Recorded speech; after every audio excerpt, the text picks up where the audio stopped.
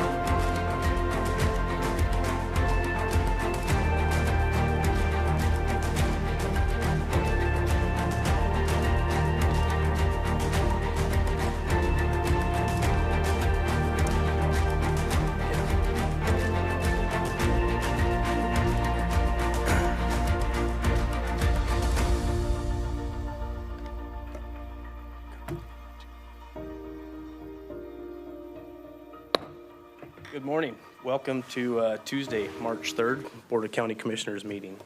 Thank you all for attending. Good morning, Mr. Mokrajski. Good morning. Do we have any adjustments to the agenda? Yes, two, Chair. Requesting to move item 6C to the front of the agenda after emergency business for a statement, and then requesting to move item 17A from the agenda tomorrow to a date to reschedule that no later than the March 31st meeting, and I'm happy to provide some comment on that, Chair. Last Friday, we received a letter from attorneys for Waste Connections and Sanapak in response to our meeting request on January 9th. The letter indicates that Waste Connections and Sanapak may be willing to have a conversation about reducing its waste exportation. We feel obligated to hear from Waste Connections before proposing any course of action to the Board of Commissioners. Our first priority is to make sure that we have the necessary support to continue providing the public waste management services so many of our community members value, including our 15 transfer stations, free recycling and household hazardous waste disposal, waste reduction education, and one of the best managed landfills in the state. So we hope that this conversation with Sanapak and Waste Connections can help us uphold that priority. If we are unable to make meaningful progress with Sanapak and Waste Connections within the next few weeks, we will return to the board on March 31st to continue this discussion. We proposed March 31st as the latest date for a few reasons. We made it clear a few months ago that Lane County was open to sitting down with Waste Connections and Sanapak, and we want to minimize further delay in finding possible solutions. And we also have begun our annual budget process, and we'll need to decide whether and how to adjust service levels in the upcoming fiscal year if we're unable to find an agreeable solution to both Lane County and Waste Connections. Okay, excellent. Questions? Yeah. Thank you. Just a quick question. I'm supportive of moving this item. I don't love it, but I'm certainly not going to block it, and I'm going to trust our staff that it's the right thing to do. I just want to say the materials were posted online. I reviewed them. I thought they were an excellent component of public education about the system, and so I'm assuming that will still be part of the presentation, even with the delay? Correct. An overview. Thank you. Thank you. Thank you, Chair. Okay, do we have any emergency business? No, none today. Okay, so on to public comment, which, 6C? oh, you want before public comment, 6C? Yes, please. Oh, Asked for it after emergency business. Thank you. Sorry, Chair. nope, I wrote it down wrong. Okay, let's go ahead with announcements. Thank you, Chair, Commissioners. We have important work to do for our community, and I wish that I did not have to take the time here today to address the escalating attacks and false statements by Commissioner Lovell about me and our employees, but I have an obligation to provide commissioners, our employees, and the public with the facts. These are my first substantive public comments about this issue to date. Countless employees have asked if retaliation is now acceptable in the workplace, and if it is not, then who is going to stand up and say so? Well, here I am. My message today is as much for our employees and for our residents as it is for you. I want our employees and our residents to know the truth. On June 17th, 2025, I was instructed by Commissioner David Lovell to fire 2 employees because they raised concerns about his inappropriate behavior in the workplace. I said no. He threatened to fire me and has continued a public campaign of escalating retaliation ever since. These are facts that have been sustained by an independent investigator hired by you, the Board of Commissioners. Every account of retaliation that was alleged was validated. Over 10 counts of retaliation against multiple employees. As public sector leaders, we must act with curiosity, humility, and respect for others. And we must accept responsibility when we make a mistake. Commissioner Lovell has spent the past 8 months defending his behavior while attacking the people who appropriately raised concerns. Let's be clear. This is not about political ideology, religious beliefs, or free speech. No one has questioned any individual's rights to those things. This is about one elected official using his power to threaten, intimidate, and retaliate against employees and claiming it is his right to do so. I have not, and I will not be bullied into silencing or firing employees for raising workplace concerns. It is not okay for any person to threaten, intimidate, or retaliate against the people that work for them. It's not just wrong and against county policy. These behaviors are prohibited in government workplaces and private sector workplaces by federal and state laws. Our employees are public servants who work passionately for Lane County every day. They've earned appreciation, not retaliation. I want to share some reflections on the 2 employees that Commissioner Lovell instructed me to fire. These are good, hardworking, and high-performing public servants. They do not seek drama or the limelight. They want to come to work and make our community a better place for everyone. They represent the best of us. I have great respect and admiration for these employees. I spoke to both of them recently, and I've heard from many other employees over the past several months. They have shared with me the impacts of all of this. Their first concerns were not for themselves.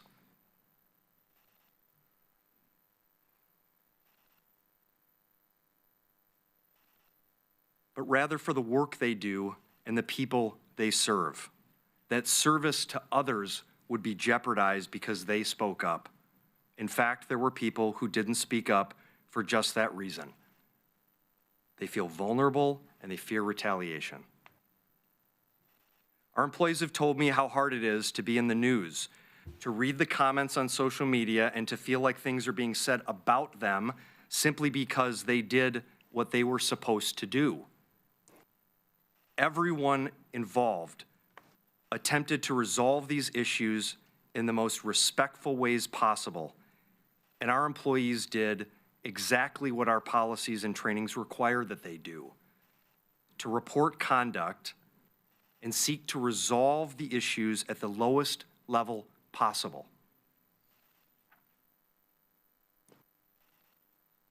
Our employees are stunned and rattled to see someone who is elected by the people to be a leader defame and attack them, dismissing this as a, quote, politically motivated partisan attack by activist staff members, end quote.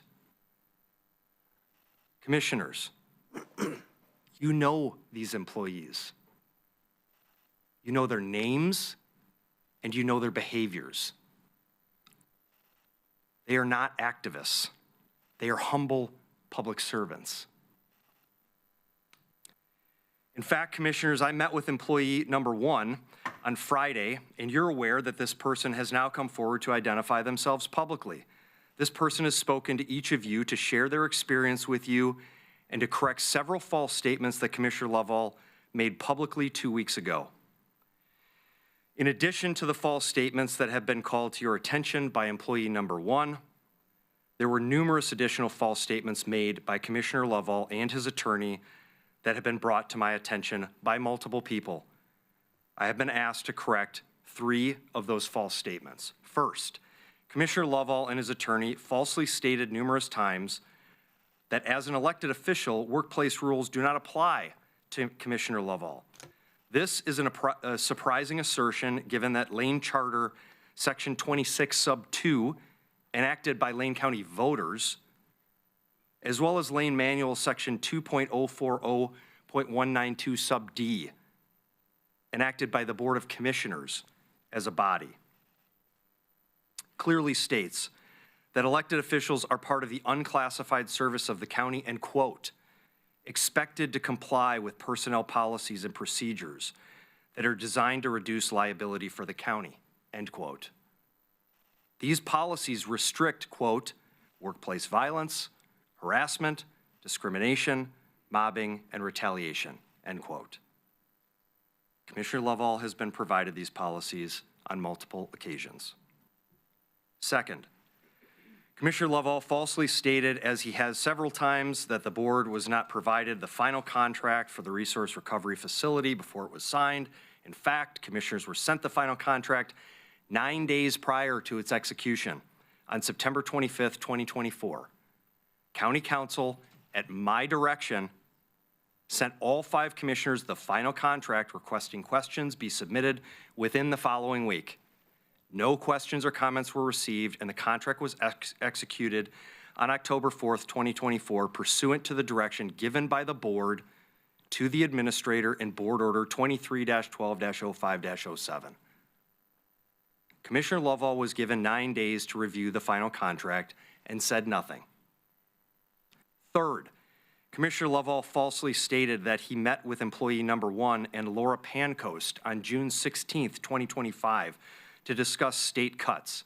For context, Laura Pancoast is an executive assistant in Health and Human Services and has recently stepped up to fill a vacant supervisor role temporarily. She's conscientious, dedicated, and hardworking, and she was rather shaken when Commissioner Lovell called her out by name publicly on February 16th because she has never met Commissioner Lovell, nor has she been in a meeting with Commissioner Lovell. The meeting Commissioner Lovell referenced never happened. The meeting that actually happened took place on July 17th, not June 16th, and it included employee number 1, 2 other employees, and Commissioner Lovell to prepare for a Board of Health meeting that took place on August 5th. Laura Pancoast was not in that meeting.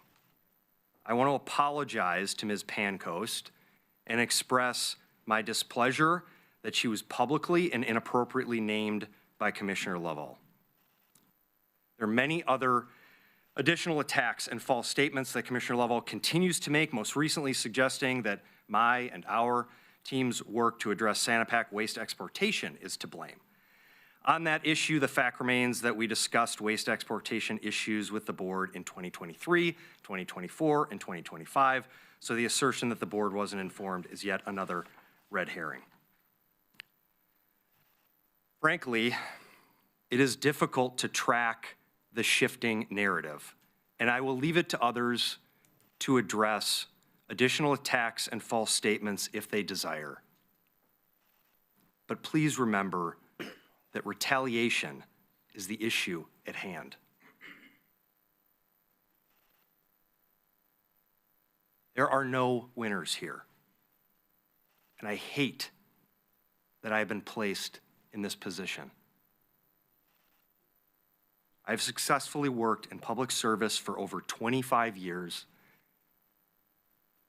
with over 60 commissioners and other elected officials who represent a broad diversity of political views and perspectives.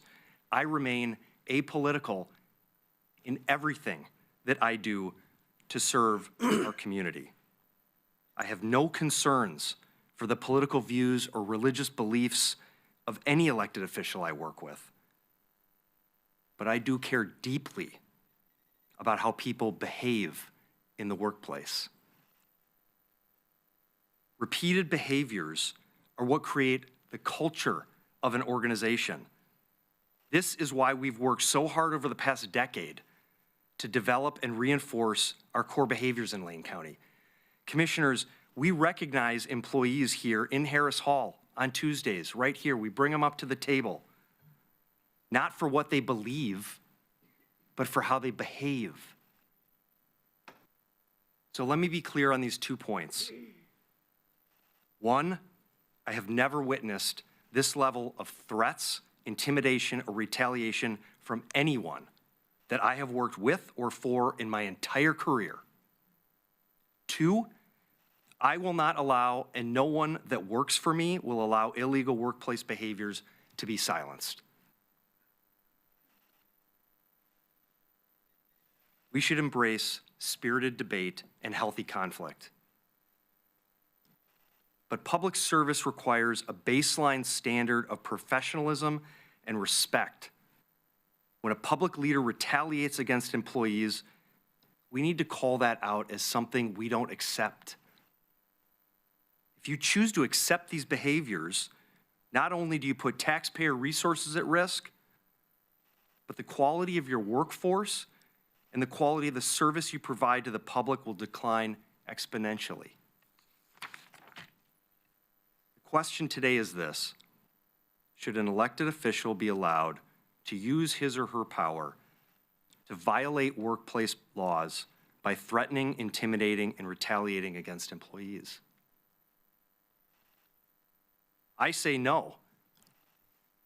And my hope is that as an organization and as a community, we recommit to ethical and appropriate behavior for everyone serving the public, especially our elected officials. Thank you. Hey, all right, everybody, hey, stop. Okay, appreciate the spirited action out there, but that's not accepted, and we will recess if I can't keep this meeting under control. Thank you. So, public comments.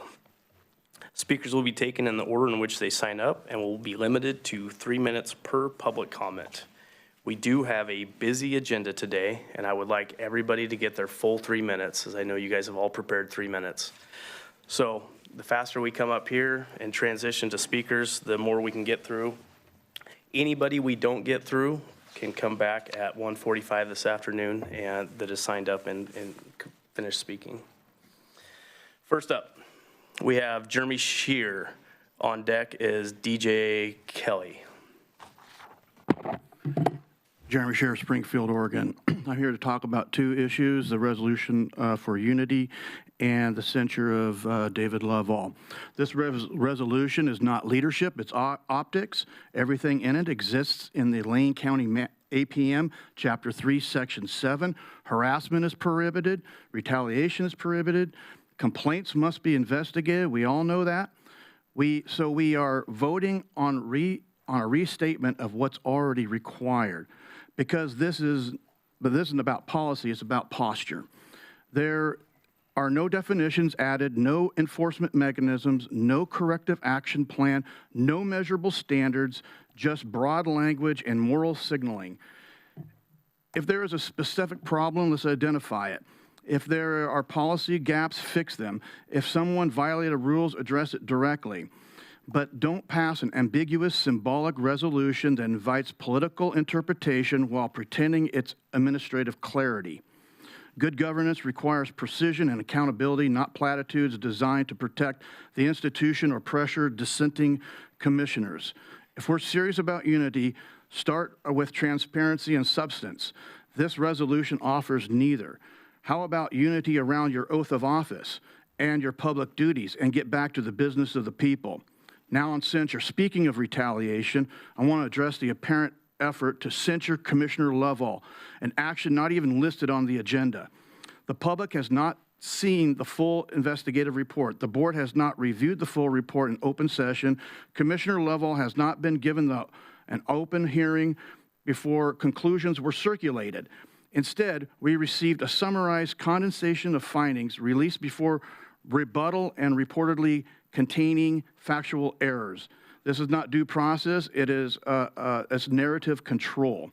Commissioner Lovell has challenged the $150 million Clean Lane project. He has questioned tax proposals, redistricting, and regulatory burdens.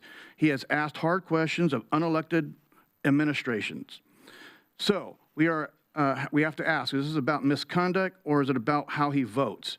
And when a county commissioner who serves at the pleasure of the board can influence disciplinary action against an elected commissioner, it inverts the representative government. Staff works for board, the board answers to the voters, not the other way around. Commissioner Lovell has voted with this board more than 90% of the time. If you disagree with his position, debate him. Defeat him at the ballot box, but do not use administrative processes to resolve political disagreements. I'm done. Thank you. Hey, everybody, please, let's not, okay? Let's keep this cordial. DJ Kelly, you are up. You are on deck. Next up is Bob Bussell. Thanks, Rio. Hello, Commissioners. My name is DJ Kelly Quattrochi, and I am a resident of District 4. I'm here to say that I am disappointed, yet not surprised. I'm disappointed in the lack of courage and the lack of leadership shown by Commissioner Lovell. I'm not surprised because he has shown us time and time again who he is, and we need to believe that, trust and verify. I'm not surprised that someone who is centered on themselves and not their people, their constituents, would behave in such a way and retaliate towards county staff in such a way. The county staff who are here to help make your jobs easier, enact your agendas and policies. I'm disappointed that instead of taking accountability and doing the hard work of leadership and growing, we have someone who is pushing off their decision, who is blaming others instead of sitting in. I'm disappointed, but I'm not surprised. Thank you. Thank you, DJ. Next up, Bob Bussell, and we will have Buck Pelroy on deck. Bussell? Yeah, thank you. If I had a nickel for every time that got mispronounced. No, thank you. Good morning, Commissioners. My name is Bob Bussell. I live in District 4. I want to comment on the report finding evidence that a county commissioner engaged in acts of retaliation against Lane County employees. I take the issue of retaliation very seriously based on personal experience. Over 50 years ago, I joined with others to blow the whistle on unethical behavior by the director of the anti-poverty agency where I worked. To my great disappointment and dismay, our allegations were swept under the rug. The director also retaliated against me personally. His action represented a clear attempt to silence my criticism. These experiences led me to work as a union representative for a good part of my career, where I saw it as my duty to defend people who were exercising their rights. However, I still saw instances where people who criticized management were retaliated against, for people who exercised their legal rights to file workers' compensation claims, to seek investigation of OSHA violations, and attempt to form unions. So I know firsthand how damaging retaliation can be. It can be traumatizing. It can make people fearful of speaking up. And worst of all, it undermines confidence and faith in our public institutions.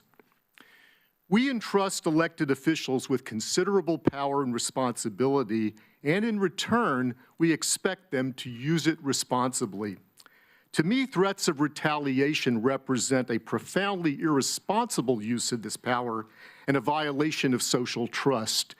And I might also add, it reflects an authoritarian impulse that is wholly unacceptable in a democracy. I know the commissioner in question has rejected the request by other commissioners to apologize for these actions. So given this unyielding attitude, I do not offer my comments as an attempt at persuasion. But I simply want to say this: as a member of the public, I'm paying attention. I suspect that many others are too. Thank you. Thank you, Mr. Bussell. Next up, Buck Pelroy with Stephen Schmuck on deck. Morning, folks. My name is Buck Pelroy. I lived in Lane County my entire life, except for the time I was in the Navy. In 2001, I started Ecosystems Transfer and Recycling because rural, unincorporated Lane County did not have garbage and recycling service like the cities. We started the first commingled curbside recycling program in our area. I'm here to speak about franchising an unincorporated Lane County. For over 20 years, we've hauled our garbage to Short Mountain and the Veneta transfer site, and in 2024, we started paying for the Clean Lane project, and the project is yet to break ground because the county signed a contract that cannot be met. Now, haulers in the rural customers are being asked to fix the problem. Franchising the rural unincorporated Lane County will not create more garbage to meet your tonnage. You already get all the waste that we pick up. Changing who collects it doesn't change the math. That's how much garbage is being picked up. Let's be honest. It's been known for years, including through your own communications with Sanapac, that meeting the projected tonnage weight would be a challenge, regardless of the smear campaigns that you have launched saying otherwise. If the numbers were unrealistic then, they're still unrealistic now. The solution to your tonnage deficit shouldn't fall on our shoulders, and the trust that once existed between the haulers and Lane County has been broken. And furthermore, and I know this was a goal for Lane County for, I don't know, 6 years to franchise, but it seems like we're being retaliated on because of our opposition to Clean Lane. Why do you guys have to do it now? This is my legacy for my children, and in one change that you guys have come up with to franchise, that one change could mean the end of Ecosystems Transfer and Recycling. Because we cannot compete with the mighty pen of Republic Waste, Waste Connection, Waste Management. They could come in and just decimate what we've done for the last 26 years. We would have to let our guys go. We would be hanging on to Thank you. 5 or 6 trucks. Thank you, Mr. Peller. Thank you, thank you. Have a great day. Yep, next up, Stephen Schmunk with Grant Johnson on following. Good morning, Commissioners. My name is Steve Schmunk. I'm also a lifelong resident of Lane County, and I appreciate the difficult work you do, particularly on this issue. I'm here today to express my support for Commissioner David Lovell and to raise concerns about the process surrounding the recent investigation. We've not seen the full investigation. Instead, it seems like decisions are being shaped and condensed by a condensed and summary prepared by county-paid attorney without the complete report. Neither the public nor this board can fairly evaluate the situation. And Commissioner Lovell's asked for an open hearing before any decision is made. That request has not been honored. The condensed summary report released February 9th reportedly contains multiple factual errors and was made public before Commissioner Lovell had any chance to respond. This is not due process. It's also unclear why an internal HR matter escalated into an attorney-directed external investigation or how a special counsel became involved. The report claims independence, yet it was directed by county counsel, who works closely with the county administrator. That raises legitimate concerns about conflicts of interest, and we cannot evaluate those without a full report. Some of the allegations being amplified appear to be rooted in interpersonal disagreements or hurt feelings. If this is the threshold for launching a public investigation into an elected official, we're setting a troubling precedent. Has this process been handled properly? Did someone put their finger on the scale? Let's see the full report, and that would help answer these questions. For all these reasons, I urge the board to delay any decision until you've had reviewed the full report and Commissioner Lovell has been given a fair opportunity to respond. Transparency and due process are essential to public trust. Thank you very much. Thank you, Mr. Schmunk. Grant Johnson, you are up with Patricia Hine next.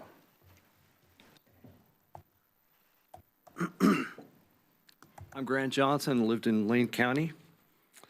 I too am disappointed to be here. I'm here to speak of the dissatisfaction of recent months, all the flurry of behaviors within the Lane County Commission world, which to me is all about leading up to what I believe is actually about the coming election.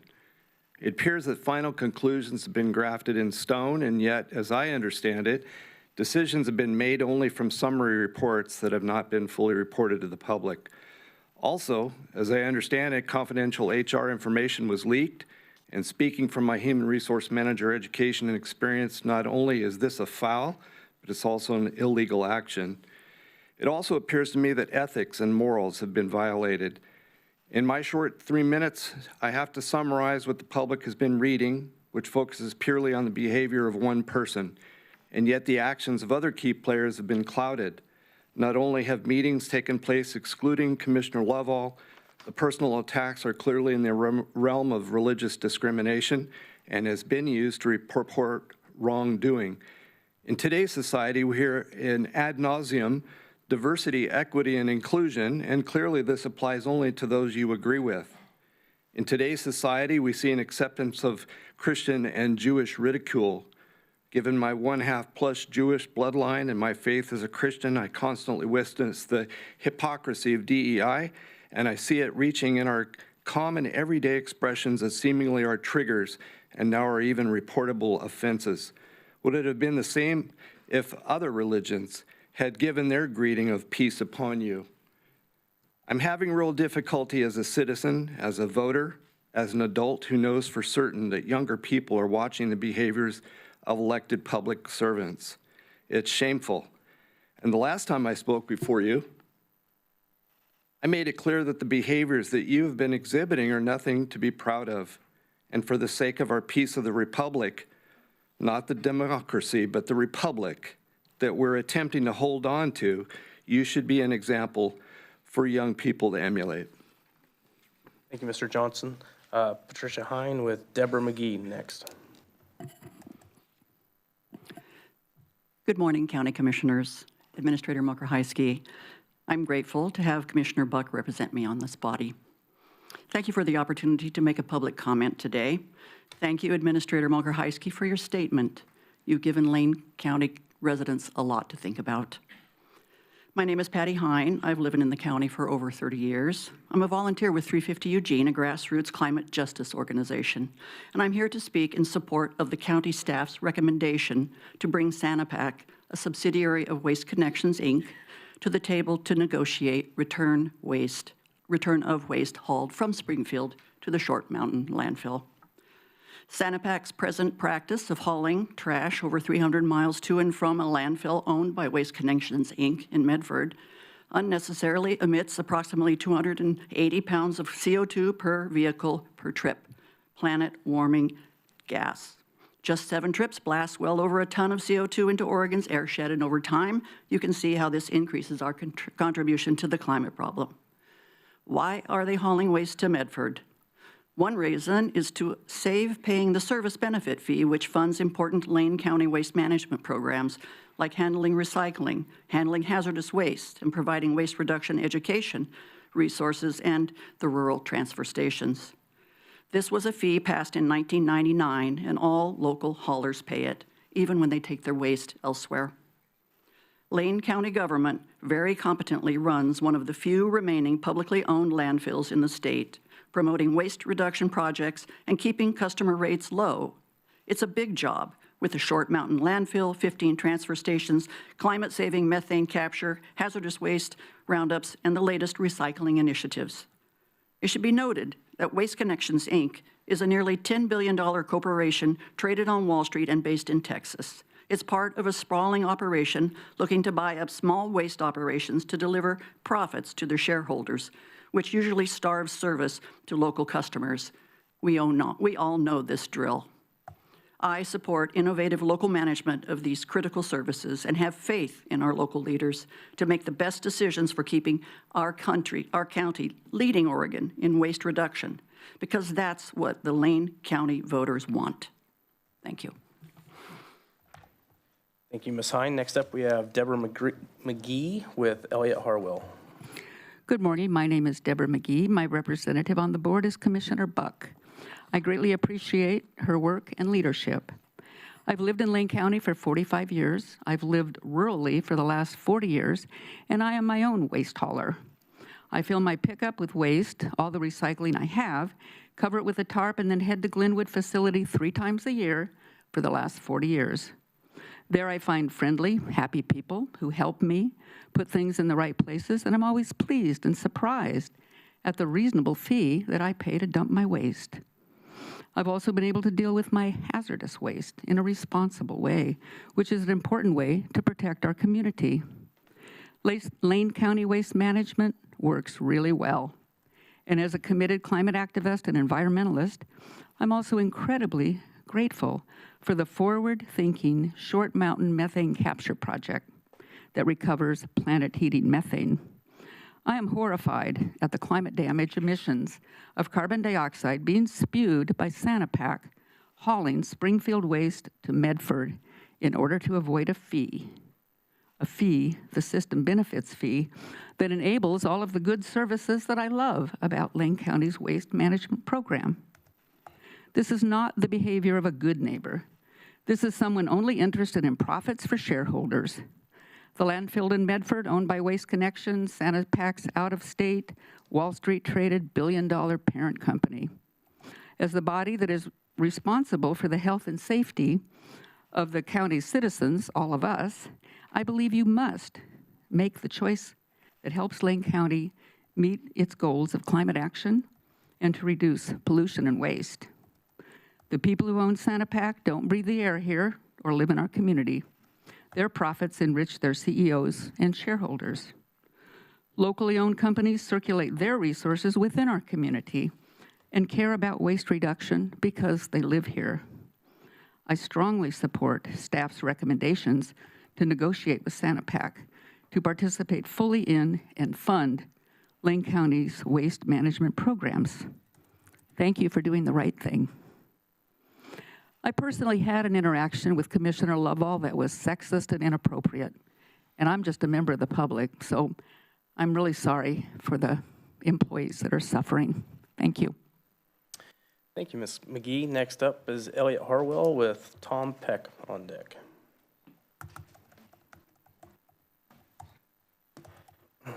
Hello, Commissioners. My name is Elliot Harwell. I live in Commissioner Lovell's ward. A call to action went out on the social media accounts for the Lane County Republicans, begging supporters to turn out in force for, their beleaguered county commissioner. Hell, Jeremy DeShere is the very first speaker we had today, is the chair of the Lane County Republican Party. So seems like a lot of people in the audience are here to support their man. And since that's the case, I thought it only fair to come to public comment and provide a different perspective. There's an argument being advanced by David Lovell and his supporters that he's a victim, that his First Amendment rights and his religious freedoms are being violated. Nothing could be further from the truth. It's a smokescreen, as County Commissioner Mocher-Heisky said. As a reminder, David Lovell harassed former County Council Aaron Pettigrew out of a job. Thanks to his behavior, the county had to pay Pettigrew a $500,000 settlement. Not content with this, Lovell went on to harass 2 more female employees. When these employees filed HR complaints against Lovell, the county commissioner went to County Administrator Mocher-Heisky and demanded he, quote, handle this. That these employees should be told to, quote, fuck off. That, quote, if you don't do something about this, I will. And finally, quote, that the county commissioner can do what he wants. When County Administrator Mocher-Heisky correctly identified this as retaliation and refused, Lovell retaliated by giving him the lowest marks, splitting with the 4 of you to instead give him the lowest review he could. Then he went outside the administration, decided to start trying to agitate to get Mocher-Heisky fired, saying that he would welcome another $500,000 settlement to be rid of his, meddlesome county administrator. As Mocher-Heisky said, retaliation is the issue here. I don't really care what your beliefs are, Commissioner Lovell. As a fellow Christian, I've got serious disagreements with what you call your faith, but the real issue here is the illegal retaliation that you have repeatedly done against members of this body who are here only to serve the public. It's frustrating as someone who lives in Springfield and is theoretically represented by you to watch as you continue to drag my city's name through the mud with your antics. At the end of the day, you are Lane County's very own Donald Trump, which some of these people like. But for the rest of us, you're a real estate mogul who made himself rich buying up Main Street, who entered public office to aggrandize himself further, who uses his station to harass people and demean women in his staff, and who now cloaks himself in the hollow pretensions of faith and patriotism to protect yourself. Hey, thank you. Thank you, Elliot. Next up is Tom Peck with Gold Dust on deck. Good morning, County Commissioners. My name is Tom Peck. Live in Eugene. I just want to say I consider Commissioner Lovell's behavior unacceptable. If he was a public employee, harassment is definitely grounds for termination. I think the community will decide that in the next election. It needs to be much more known about his behavior and his harassment of women. And in the interim, I would really request that this board censure him, that prevent him from continuing on his escapades of harassing public employees. The union needs to step into this as well. Thank you. Thank you, Mr. Peck. Up next is Pete Golddust with Mary Trophus on board. Greetings, Commissioners. My name is Pete Golddust of Eugene. I'm really here to talk to your constituents here in the hall and watching from home today. I'm wondering if there are any hunters or outdoors people out there that are supporters that might have voted for David Lovell and Ryan Senega or others, hoping that they'd look out for your interests. These 2 grifters have done their very best to give away the entire city of Oak Ridge, including a prime calving ground for elk, because Ed King wants to turn it into a giant gravel pit. they're laughing all the way to the bank while they set you guys up to spend future hunting seasons eating squirrels. So, you know, back in the good old days when America was great, there were folks who called themselves conservatives who believed in conserving things. Back in the great old days, they helped establish our national parks to prevent every inch of our wildlands from being gobbled up by rich rural predators like Ed King, who want to obliterate it and run off all the elk and turn it all into industrial sites. The two guys up here you voted for, these two straight shooters, David Lovell, Ryan Senega, are different from those Teddy Roosevelt conservatives. These two are toadying and grifting and selling you out. Anyone ever spend any time in Oak Ridge? You know it's a fairly conservative place. A great big chunk of the community, as you probably know, makes its living in the tourist business, catering to good nature-loving outdoors people.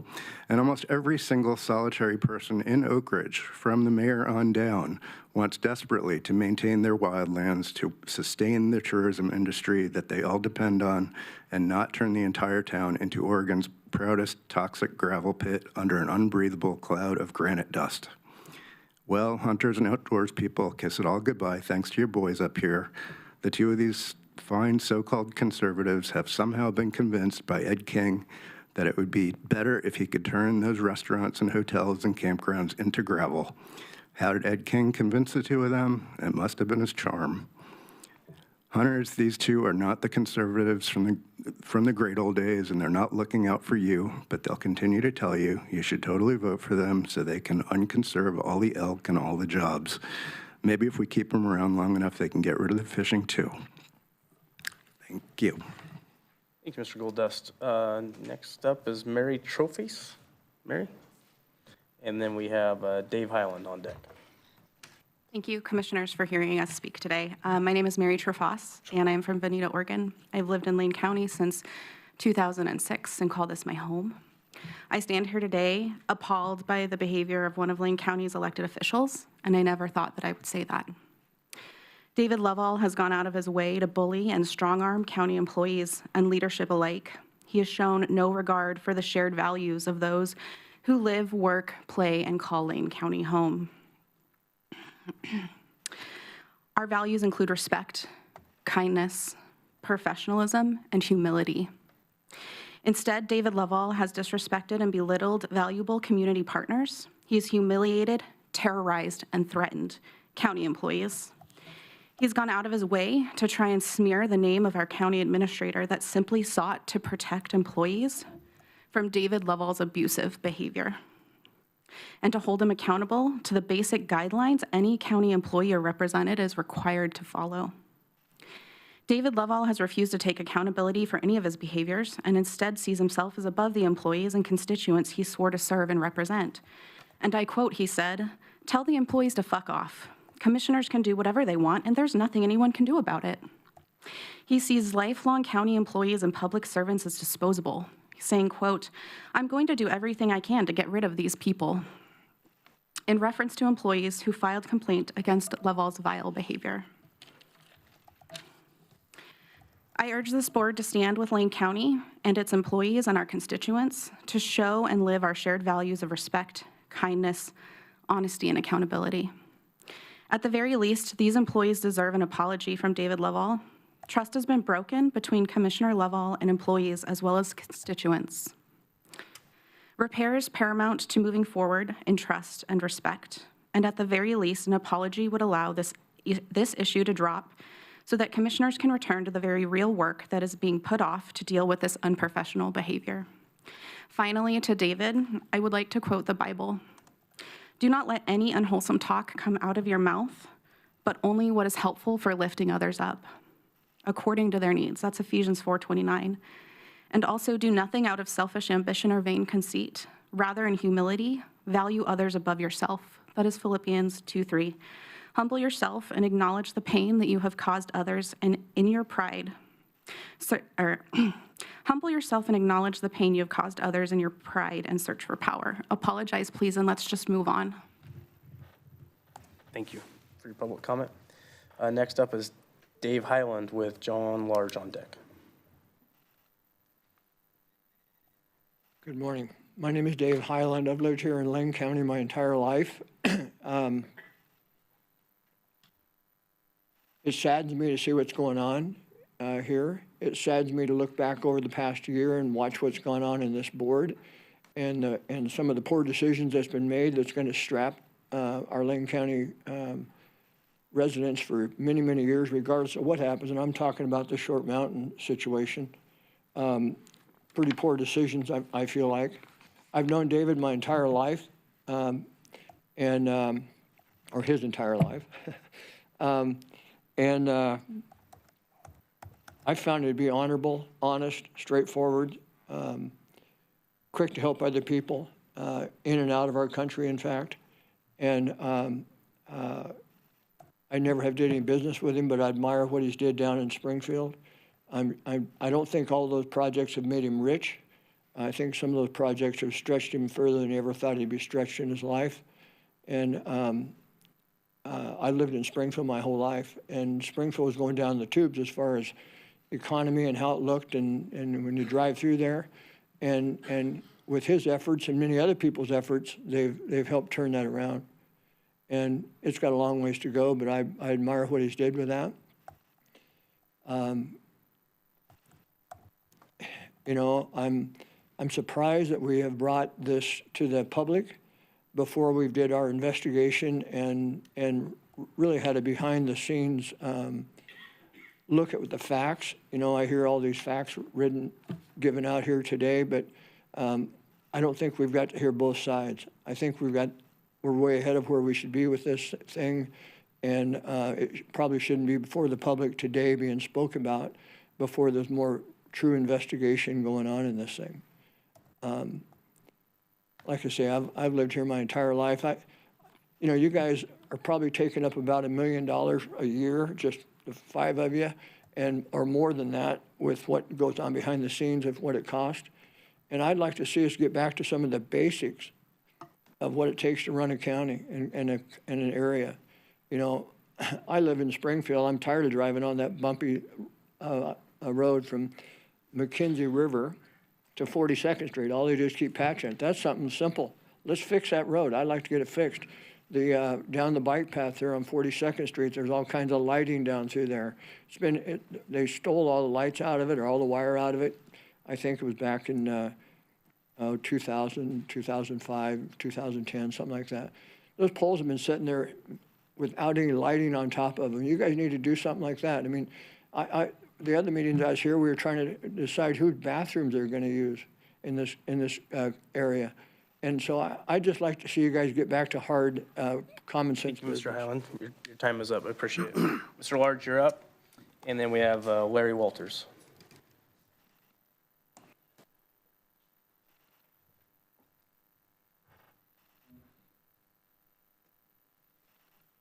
Good morning, Commissioners, and God bless you, Dave Lovell. You do a great job. Last time I spoke to the Commissioners was back in about 1980. Jerry Rust and Peter DeFazio were on that board, and they were going to change the zoning in Lane County. And what a fiasco that was. And here again, I'm going to speak before the board for this fiasco on the Clean Lane project. I ran for the board at EPUD. And when I decided to do that, I needed to find out something about what EPUD was doing.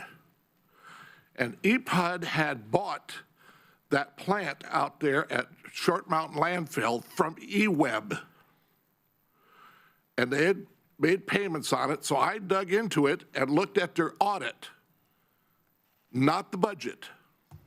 And in the audit, it showed that 3 years running, they lost money on that Short Mountain landfill, and they wanted to know how to save money for their ratepayers. I said it was easy. Get rid of that plant. You won't have the outpay going on that plant, and you can turn that money back to the ratepayers. Now, that's what I basically came up here to talk about, but I'm ashamed of you guys. You haven't given Dave Lovell a hearing or anything for his side of the story. I hear a lot what's going on about him, but not in his defense. If I were on this board elected by the people, and I had hired the administrator over there, Mr. Murkowski, or however you pronounce his name, I would have fired him too, because he's not looking at the best interest of Lane County. I had some dealings with him when I was the chair of the Lane County Republicans, trying to get the cast vote record from Lane County, from the which is a federal law. I couldn't get it. I wrote him a letter and the board a letter, and I even went to the bonding company because it was against federal law, that and removing the voters from our rolls. And nothing happened, and who was in charge but that fellow over there? If I had a business and hired an employee that wanted to do, what do you call it? We'll get to it later. Your time is up, Mr. Larson. Right. I can't tell if it's a Carrie or Larry Walters is up next. Chair, request, can you ask the speaker to identify themselves also? Oh, By name? please. Thank you. Yes. Yes, if you would identify yourself when you get to the podium, please.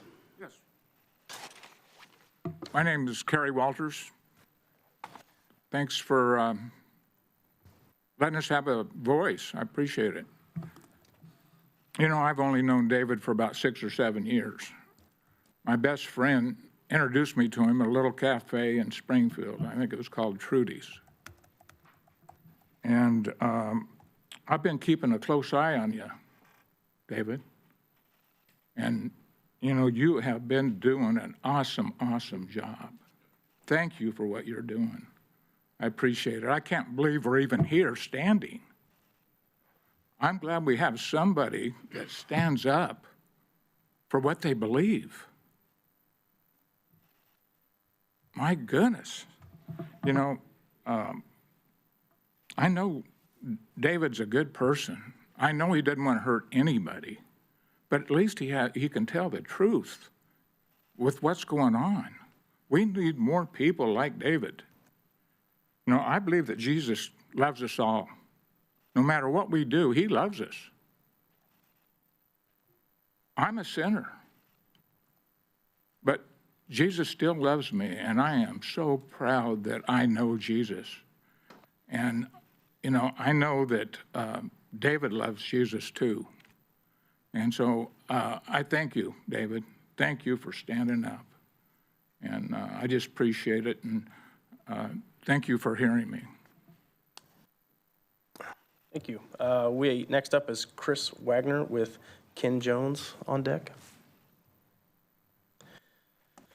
And once again, if you'd please identify yourself at the podium, then your time will start.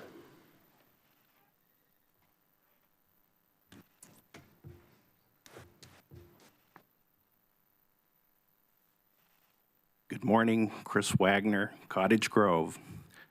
I don't have a prepared speech, but what's on my heart is we have 3 county commissioners who have been abusive to Lane County taxpayers.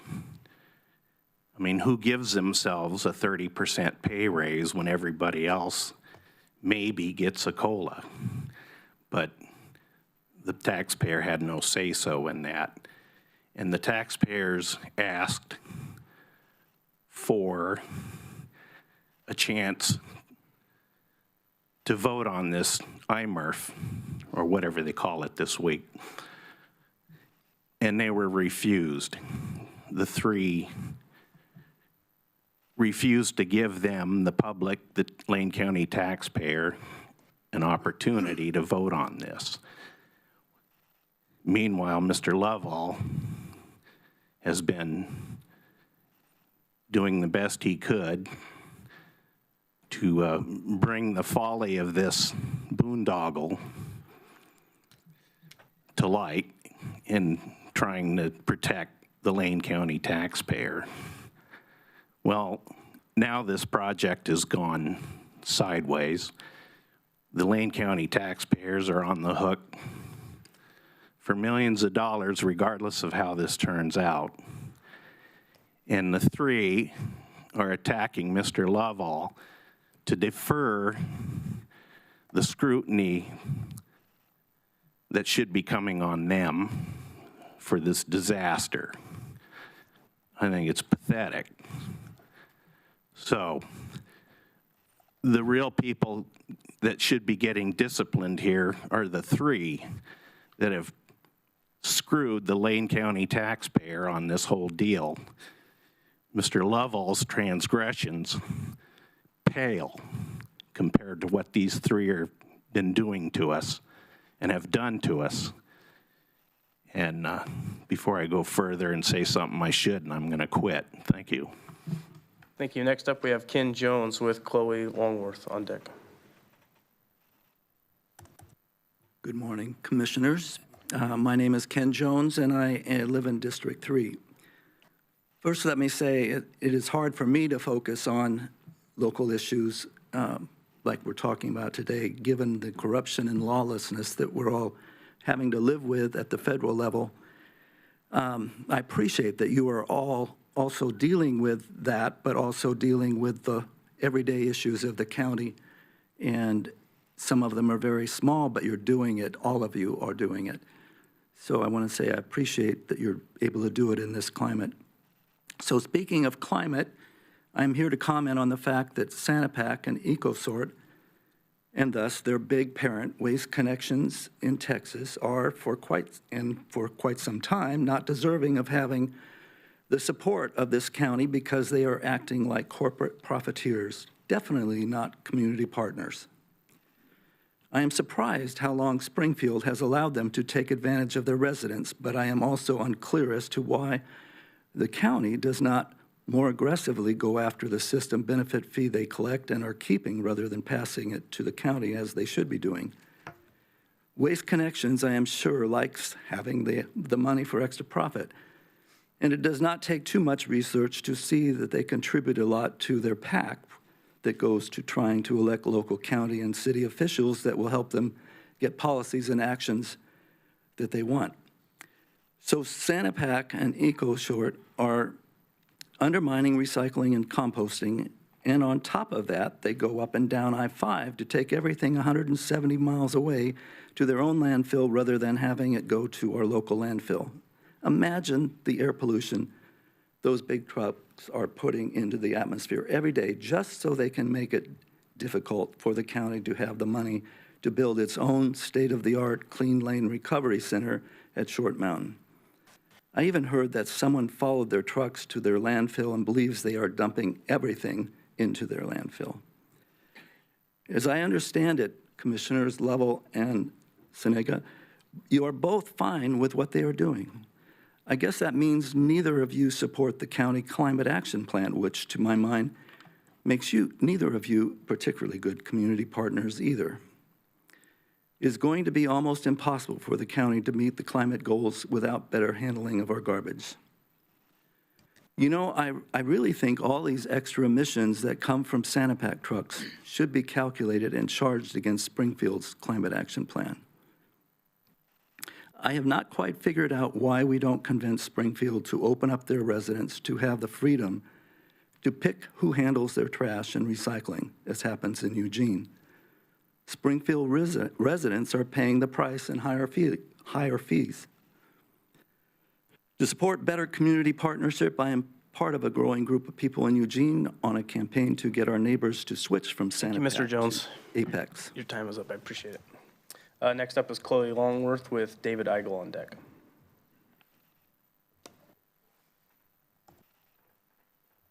Hi, I'm Chloe Longworth. I live in Ryan-Sunnygood District. And I just want to say it's really interesting that we had to listen to so many people try to cover Lovell's ass because he can't cover his own mistakes. Or maybe they're not mistakes, but they're fuck-ups anyways. You know, he can't stop harassing women, and it seems like the people that speak for him don't really care. But what they might care about is how this has become so public now because he can't keep his own shit under the table. It's pretty wild. You know, you want to talk about money, over $500,000 in this lawsuit in this Oak Ridge gravel pit, which will also cost a ridiculous amount of money. You want to talk about taxpayers, like, you're not exactly doing anything for that. Like, you're just harassing more people.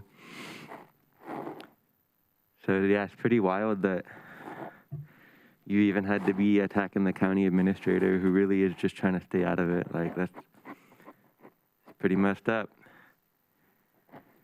I don't even know how you think you're going to keep going with this, because it's pretty obvious that everything kind of spilled out into the open. And that you've got really no defense other than to have some people who don't ever show up try to protect you in some half-assed way. People that don't really give a shit about politics normally. Yeah, pretty interesting, huh? Thank you. Next up is David Eigel with John Crowder on deck. David Eigel. I'm back about the problem with Talisha Brown. This woman who I'd exposed as a fraud over a year ago has received county funding support and from various other persons, and has gone about collecting charitable donations to build a monument on the North Bank. It's a Class A misdemeanor to make false statements when you're trying to get money from people for a charitable organization. And she has been telling some rather big whoppers that Eugene was a sundown town, and the black people, and she doesn't mention the white people who were living on the North Bank, were there because of their race. They were not there because of their race. It's well documented. They were there because there was an acute housing shortage.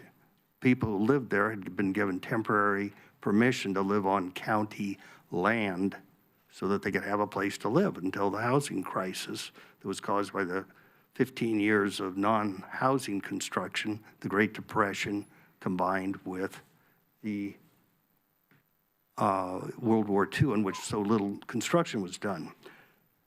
When the situation eased in '49, the county needed the land for the Ferry Street Bridge, and so they were removed. I would like to know what's being done to get money back from these people who were involved in this business. I recently was at City Club, and I asked her the question. I said, you're saying that Eugene was a sundown town, but we've had black residents for over 130 years. And I said, do you honestly believe that they had to get up and leave their homes at sunset and they couldn't come back till morning? And her explanation for this was to say, thank you, and move on. And our City Club, who claims to be a centerpiece of discussion of public issues, proceeded to eliminate my question when they broadcast this over KLCC. And if you go on YouTube, if you see the YouTube full discussion of this, you'll see that I'm there, but where most people would learn about this on KLCC, it's been eliminated. And I have not heard back from Commissioners Trigger or Bush. When you lied about me being a violent white supremacist and an anti-Semite, I've asked for an apology. I have not received your apology, nor have I received an explanation, and I'd like to have that. Thank you. Thank you, Mr. Eigel. Next up is John Crowder with Keith Berkey on deck. Greetings, County Commissioner and Administrator. John Crowder, resident of Lane County.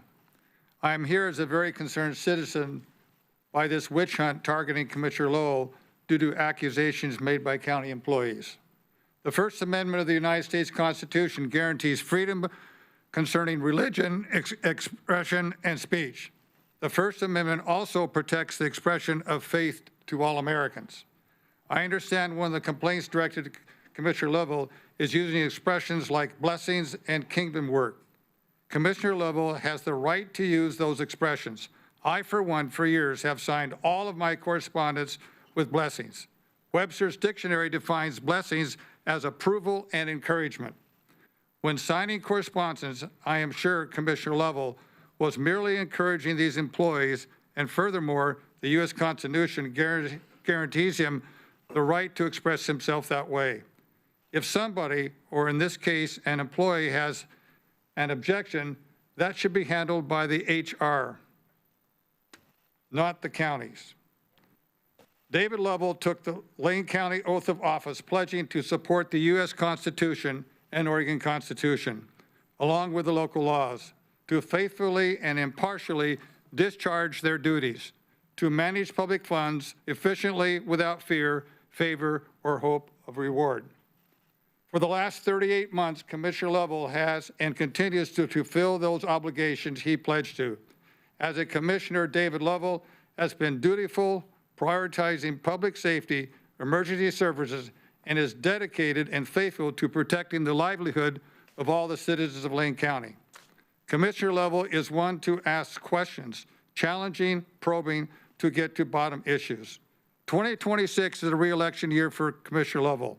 Could it be that this is a smear campaign orchestrated by the county administrator?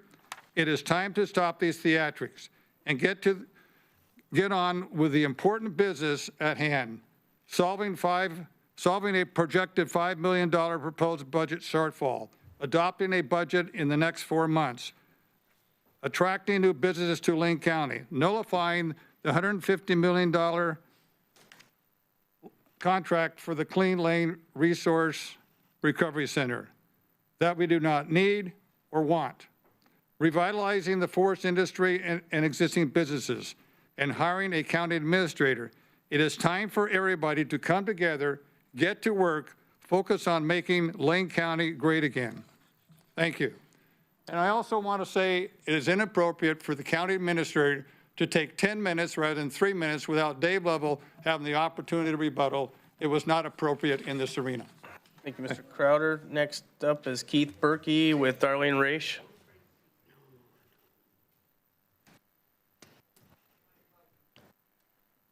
Morning, Commissioners. My name is Keith Berkey. I live in Ryan, your district.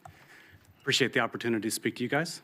I've known David Lovell for a while. I've done some work for him. He's a man of integrity. I highly appreciate your voice in this community. What you've done in Springfield has been amazing. I appreciate that. All of you commissioners have a difficult job. Pause the clock, please, Jessica. Can we be quiet in the crowd? Okay. Would you like to start over or start where you were at? That's fine. No worries. Yeah, thank you. All of you commissioners have a difficult job. I know that, and I appreciate the fact that you're willing to serve the county. All I would ask is that you would do your best to honor what is good, righteous, and I am deeply troubled by the fact that, I've dealt with harassment in my life growing up. I'm kind of, it disturbs me how low we've set the bar for what harassment is. Each one of us has faith belief systems. We can't get away from that. And sure, we're called to honor people and respect them. But when you're in a leadership position, sometimes you have to make very difficult decisions, not? And I recognize that. And sometimes it runs counterculture to what we would like to see or what we would personally like to have done. But I appreciate the fact that you guys serve our county. I just ask that you would remember to do it in ways that would further the county for good, for righteousness, for my kids, for your kids, and not just for the here and now of what is getting the heat off your backs, but to actually make healthy and righteous decisions.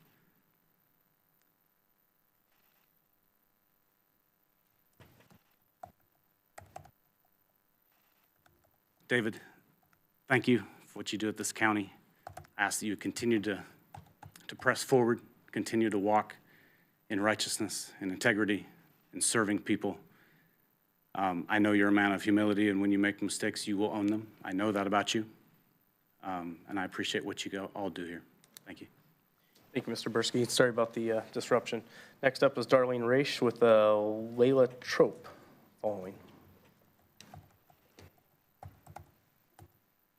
Good morning. My name is Darlene Raish. I'm a resident of Springfield, and David Lovell is my county commissioner, and I am very proud of how he has served Springfield. When I retired and told my pastor that I was moving to Springfield, he exclaimed, "Oh, Eugene, Oregon, that is the most unchurched city in the whole United States." And I think I'm beginning to believe it. The First Amendment of the Constitution guarantees freedom of religion, not freedom from religion. Also, it guarantees freedom of speech. Nowhere in the Constitution is the phrase separation of church and state, and nowhere in the annals of Congress is it stated. So to say that we live in a secular nation where there is no room for God or his blessings, and people are offended, and they are disturbed, and they are unsettled by greetings and affirmations of genuine belief, this is a sad commentary on our society. If the First Amendment is reduced to freedom of worship instead of freedom of religion, there will be no protection of right of conscience anymore. And I find this very interesting that this is an election year, and these things are now coming out against Commissioner Lovell. Let the voters of his district decide whether they want to be represented by him or someone else, instead of bringing it before this kangaroo court. Thank you. Next up is Layla Trope with Rose Wild following.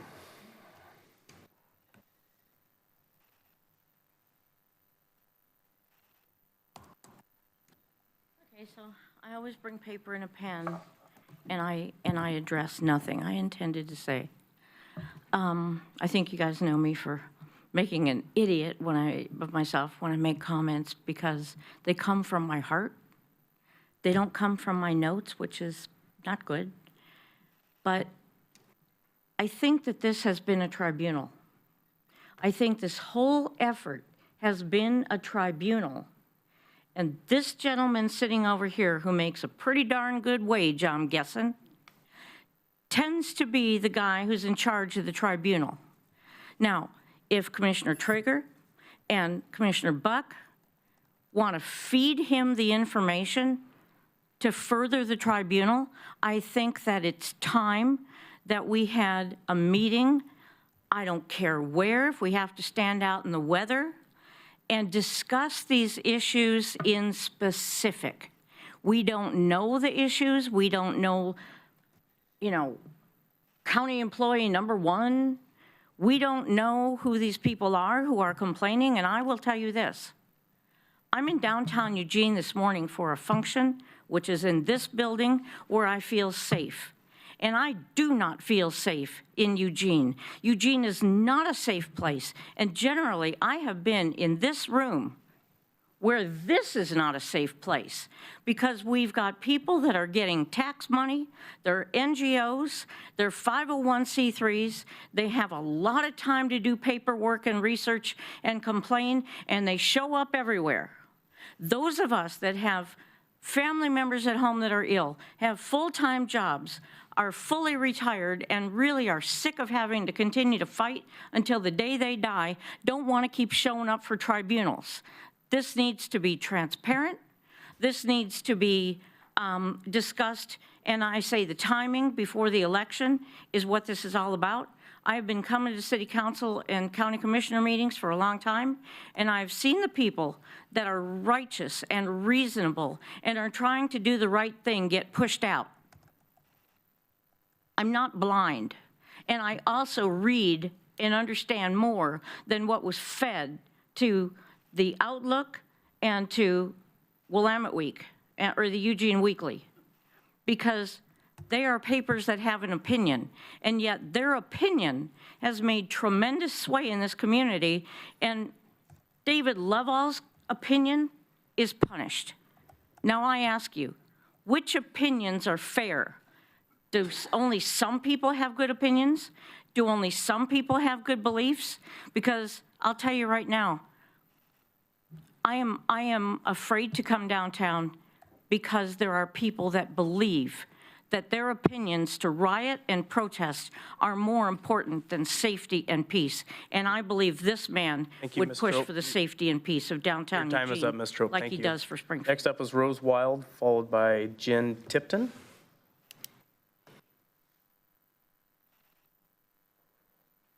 Hi, I'm Rose Wilde. I live in Commissioner Buck's district, and just by way of introduction, I think maybe the most relatable thing I've done for this, in this group would be, probably 8 years as a PTO mom in a nonpartisan, very politically mixed group, and we did fine together. I think it's possible. Most of us share more in common than we have against each other, and we often rely upon our community leaders to help us find those connections with one another and make the peace. So I hope that you'll work together to do that.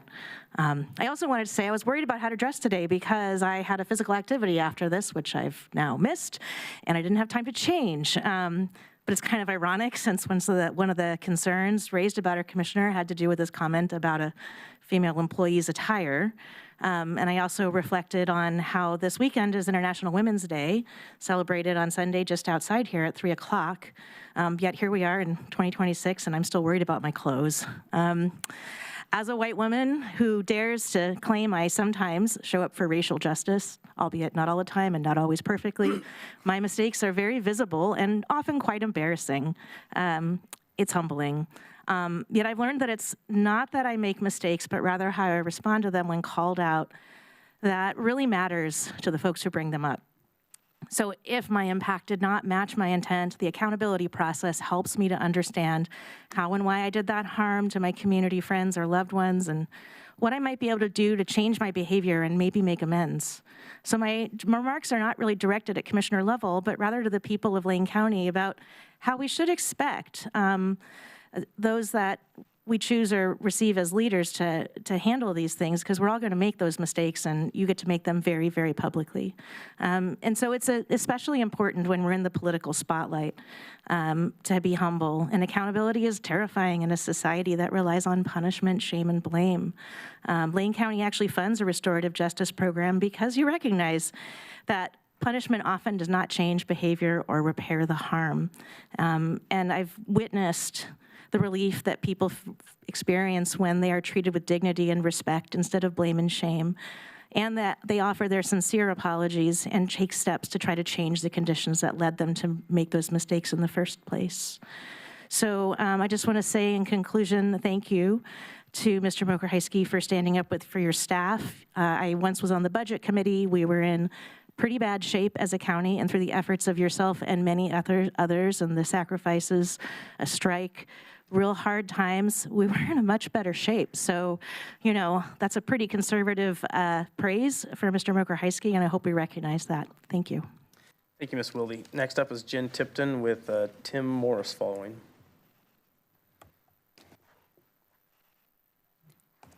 Good morning, Commissioners. My name is Jennifer Tipton. I come to talk to all of you today about bare minimums. I am a United States veteran of the Air Force. I am a union leader, so I know a little bit about public service. What concerns me is, as I've been sitting in this crowd watching everyone on this board, one thing stands out to me. Anytime there is someone that disagrees with David Lovell, instead of, humility and righteousness, we sit here and we smirk and we're smug and we're shaking our head just like we're doing right now. And that is not diplomacy. That is not representation. That is, if you don't agree with me, then fuck you. That's the energy that it's giving today. So, Mr. Lovell, I could sit here and tell you everything that these fine folks have already said about your behavior, about just everything that has been said that has come from this investigation. But I really don't think there's any point in doing that because I think it's a lost cause. So I would like to talk to the rest of you, because are you going to sit here and do nothing about someone who has behaved the way that they have? You have the duty, I think, to say, are we going to tolerate this? I think the bare minimum would be to apologize. And it really concerns me that you seem unable to do that. Because even if, let's pretend for just a moment, nothing that has said was true. Let's pretend for a moment none of that was true. It's about perception. So if someone comes to me and says, this made me feel this way, whether that was my intent or not, I am more than happy to own that and say, I am sorry that this was what comes up for you. Let's talk through this. Let's see how we can move forward. I haven't heard any of that from you. So I ask you, who are you going to stand with? Are you going to sit here and just keep obliging whatever bad behavior, or are you going to stand up and say, no, the bare minimum is an apology. The bare minimum is to stand up for women, for all of your constituents, and for everyone here in this room in Lane County. Thank you very much. Thank you. Next up is Tim Morris with, and I'm sorry, is this a Crystal Smead, maybe? Good morning, Commissioners, Chair Senega, Vice Chair Buck, and Commissioners. Thank you for the opportunity to speak today. For the record, my name is Timothy Morris. I have many hats, but today I'm just here as an individual. I live in District 3. I'm coming before you to join the chorus of community leaders, elected officials, and concerned individuals denouncing David Lovell for his horrific comments and harassment towards staff. As elected leaders, your office goes just beyond you as individuals. You represent your community, you represent each other, and you represent the county as a whole. And your actions embed themselves into our community every day. And so I ask you, excuse me, what do you think will happen when a young woman who is seeking health care remembers these comments of harassment? What do you think is going to happen when a vulnerable family who is seeking rent assistance from the county second-guesses their actions because of these attacks? And for teachers and educators who use your board as an example for good governance and then remembers these retaliatory comments? These attacks against staff are deplorable and they're unchristian. I've read my Bible cover to cover, and I've seen the word spinster more than a few times, and it is always taken poorly. And God judges. Your staff deserve better. Our community deserves better. And finally, off script, there are many of those who believe that this is of a political nature. And for those who do, I want to provide a thought experiment. If David Lovell was a registered Democrat instead of a Republican, would you still be here today? Thank you. Thank you. Next up is Crystal. Mr. Goldust, if you don't keep it down, you'll be removed from the meeting, please. Crystal Smead, you are up next. Hi, my name is Crystal Smead. I live in Springfield, Oregon, and I would like to start with the Lord's Prayer. Our Father, who art in heaven, hallowed be thy name. Thy kingdom come, thy will be done, on earth as it is in heaven. Give us this day our daily bread. Can you please pause? Mr. Goldust, you are going to be removed from the meeting if you can't be quiet, please. We have people in the back keeping track of it. I don't need your help. You're going to be removed from the meeting if you're not quiet. Can we remove Mr. Goldust from the meeting? Please. We'll pause for a second. You've had ample warnings.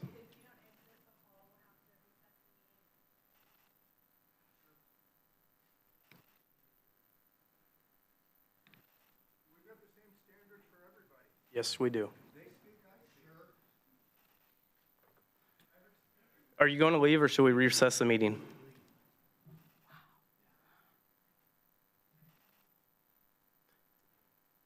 This meeting is recessed until further notice.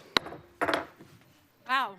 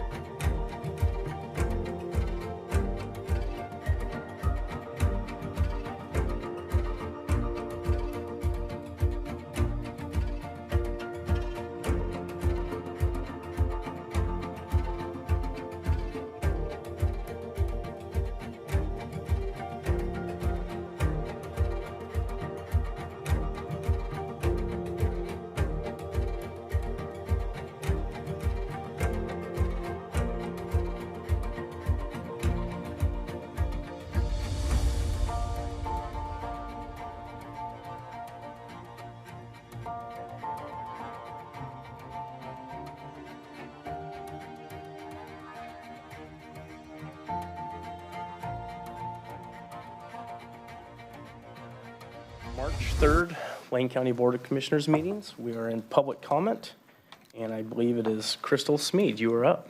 If you announce your name at the podium, your time will start. Sorry about the interruption. Thank you. My name is Crystal Smead. I'm a Springfield resident, and I am here to support David Lovell. I would like to begin again with the Lord's Prayer. Our Father, who art in heaven, hallowed be thy name. Thy kingdom come, thy will be done, on earth as it is in heaven. Give us this day our daily bread, and forgive us our trespasses, as we forgive those who trespass against us. And lead us not into temptation, but deliver us from evil. For thine is the kingdom, the power, and the glory, forever and ever. Through Jesus' name we pray, amen. I would like to start by saying that words matter, of course they do. Actions matter more. I would like to remind the Democrat Party of 2 occurrences of homosexual sexual activities that were filmed inside the Capitol building twice in Washington, D.C. And the defense that the Democrat Party had to these actions was if it were straight porn, nobody would be mad. Those are actions. I'm sorry that people are upset that people believe in God, but as Christians, we walk through businesses every day in Eugene, Oregon with the pride flag sticker right on the front door, and we say our prayer and we still walk in, and we do not try to just close the stores down because we don't agree with it. The cottage, I think it was the Oak Ridge statement about hunting and fishing. Let us remind the Democrat Party that they are also the ones that are trying to ban hunting and fishing from Oregon. Let's not forget that. And you guys worry about gas and oil and pollution in the air. And I see a lot of people that have clothing that they did not make themselves. I'm sure it was brought here on a truck somewhere, probably on a train, burning coal, whatever. I don't know what they do these days. Do you make all your own clothes? Do you grow your own food? Did you drive here today? So, and also I would like to say rest in peace, Charlie Kirk. We missed you so much. That's all. Thank you. Thank you, Crystal. Next up is Brian Matthews with Julie Bivens, and that will end our in-person comment. Good morning, Commissioners. My name is Brian Matthews. Except for military service, I'm a lifetime resident of Oregon. My comments today regarding the accusations against Mr. Lovell.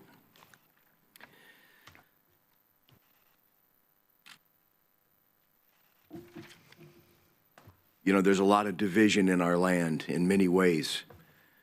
And what I've observed coming in and out of this chamber in the last year is a particular bias, even from these, commissioners on this panel against Mr. Lovell.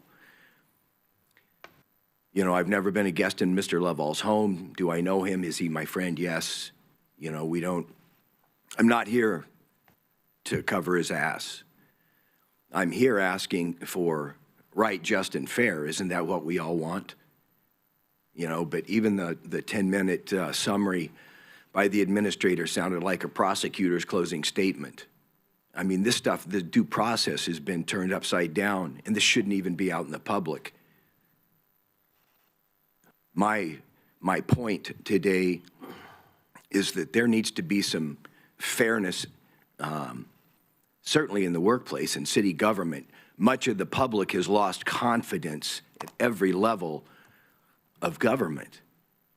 Oh, I don't know, we could talk about it for hours, but, all you can do is one commissioner at a time, right, just, and fair, doing what's right without putting self in the middle of it. Put the constituent first, put the process first. Mr. Lovell, I commend you. The things that I've seen your hand to have been positive.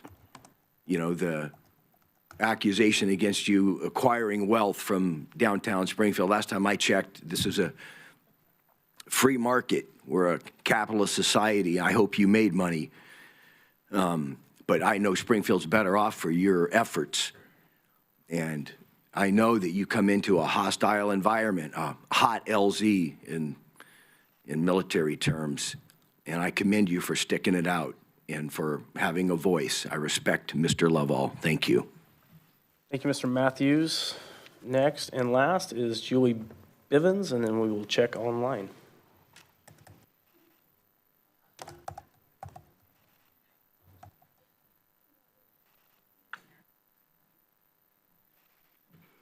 Julie Bivens. I would like to address this little kangaroo court in your native language. Unfortunately, I don't speak kangaroo. I only speak English. So my talk will be in Americanized English.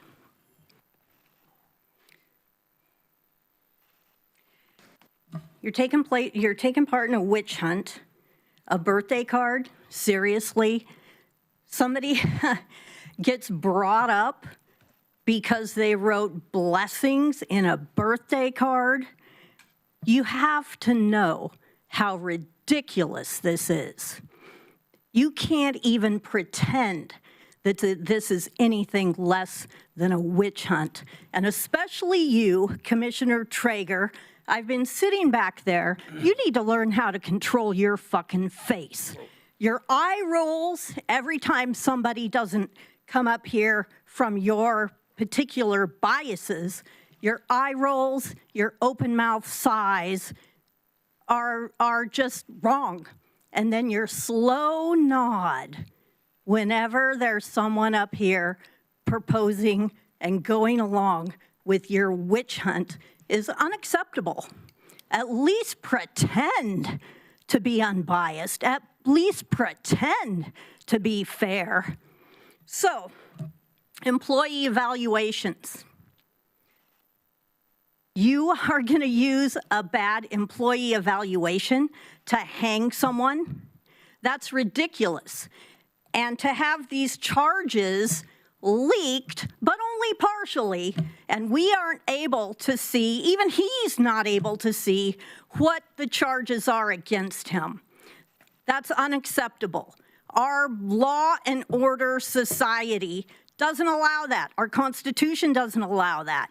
Everything you're doing here is wrong. This whole county has been screwed up for the longest time. We need some kind of a doge in here because money's disappearing. We don't know where it goes. You guys are pushing the homeless industrial complex. It's hand over fist with NGOs and charities. So corruption by an employee needs to be addressed, and bad behavior by employees. You cannot just level charges against an elected official and try to push them out. That's the job of the voters. And the timing of these accusations right before an election is pretty blatantly obvious. Stop your witch hunt and your smear campaign. And I'm talking to all of yous. Ms. Bivens, your time is up. Let the public decide. Thank you. Okay, Ms. Gibb, do we still have anybody online? Thank you, Chair. Yes, we have one person joining us online. Okay. Don Leslie, would you like to be on camera for your comments? Yes. Just one moment while I arrange this. I'm promoting you to a panelist.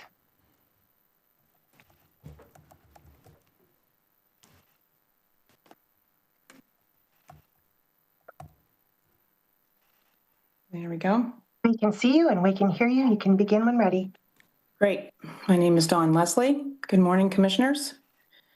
I have been a Lane County resident for 27 years, and I am embarrassed by the repugnant actions of Commissioner Lovell during his term in office. Not only is his blatant disrespect for women and animosity toward county staff dangerous and unbecoming of an elected official, his continued whining and professed victimhood is an embarrassing spectacle. Respected local leaders, including Springfield Republicans Sid Lyken and Joe Piscineri, and Democrats Peter DeFazio and John Lively, have correctly called out in a recent letter, this was not rumor or opposition retaliation. It was a formal process with documented conclusions. Leadership demands accountability, not deflection.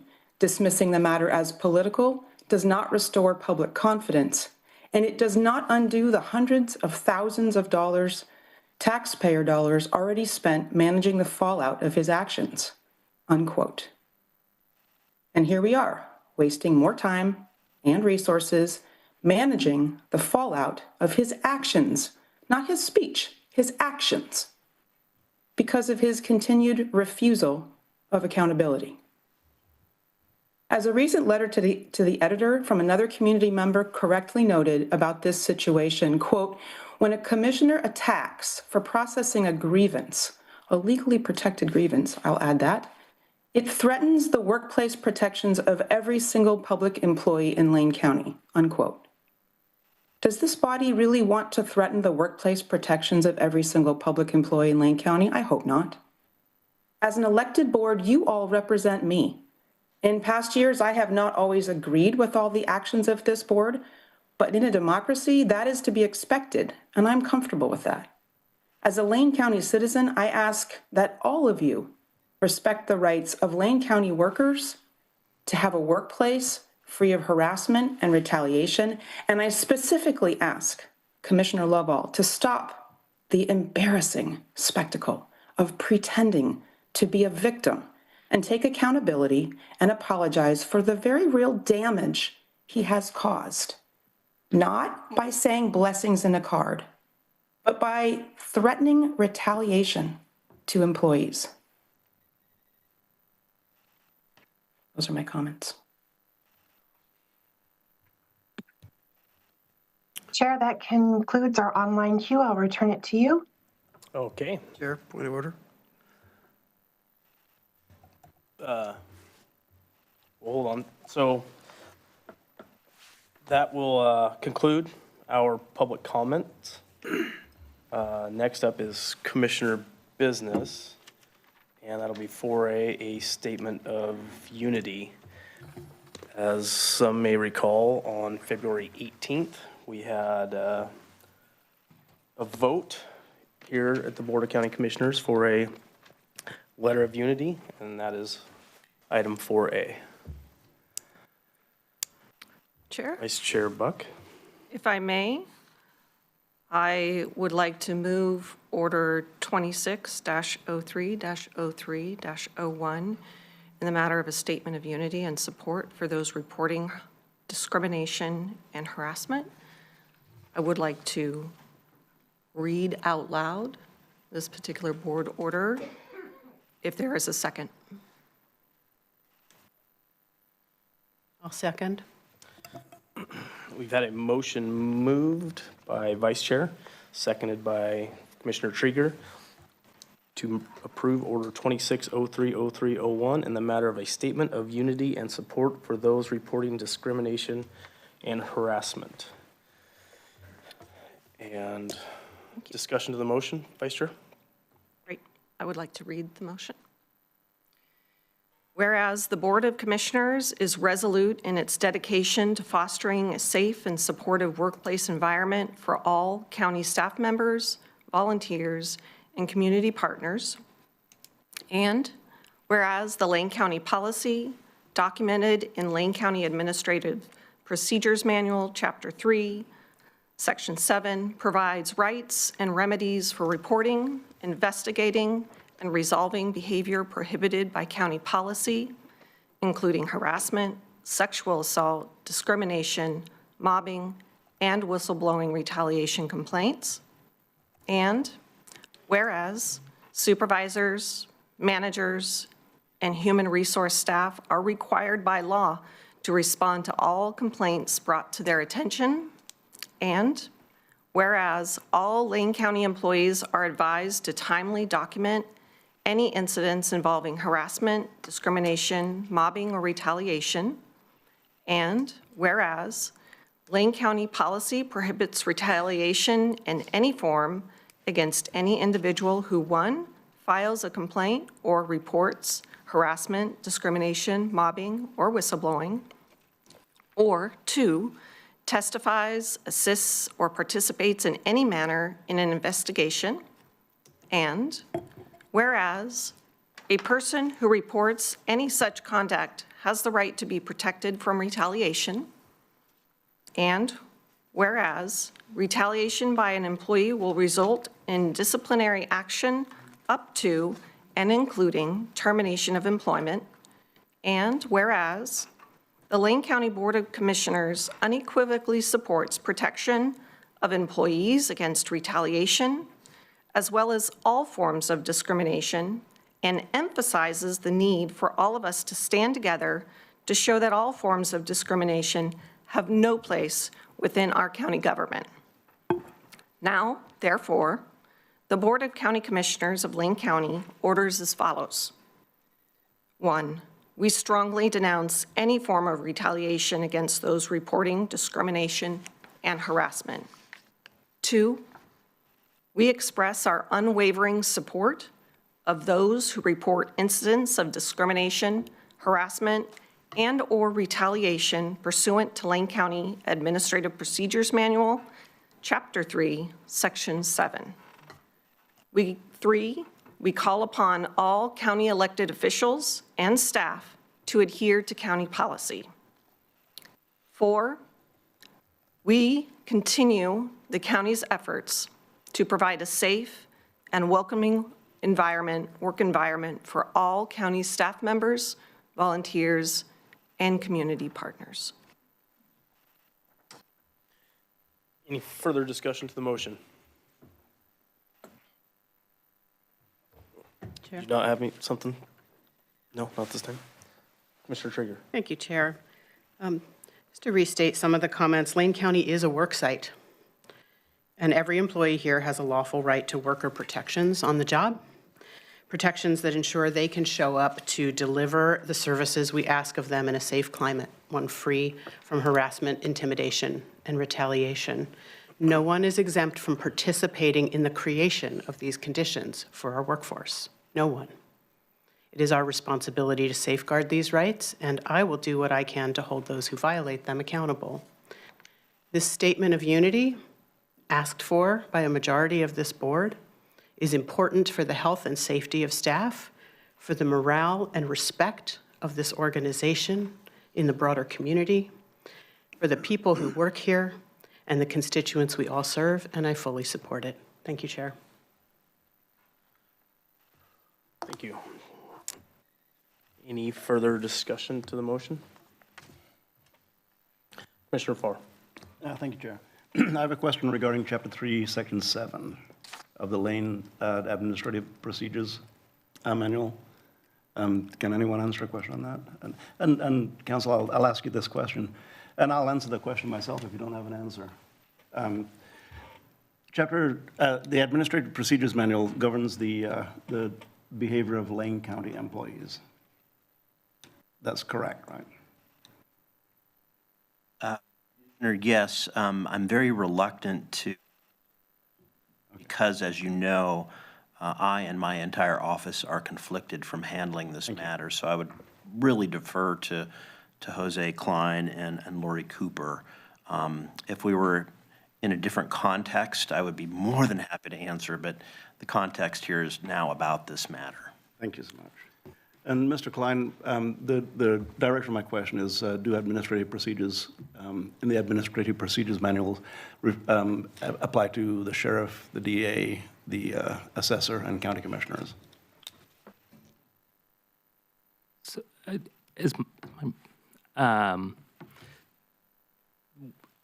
the short answer is that the Administrative Procedures Act applies to everybody who works in Lane County by virtue of the Lane County Manual, which was voted on by the commissioners and incorporates the policies.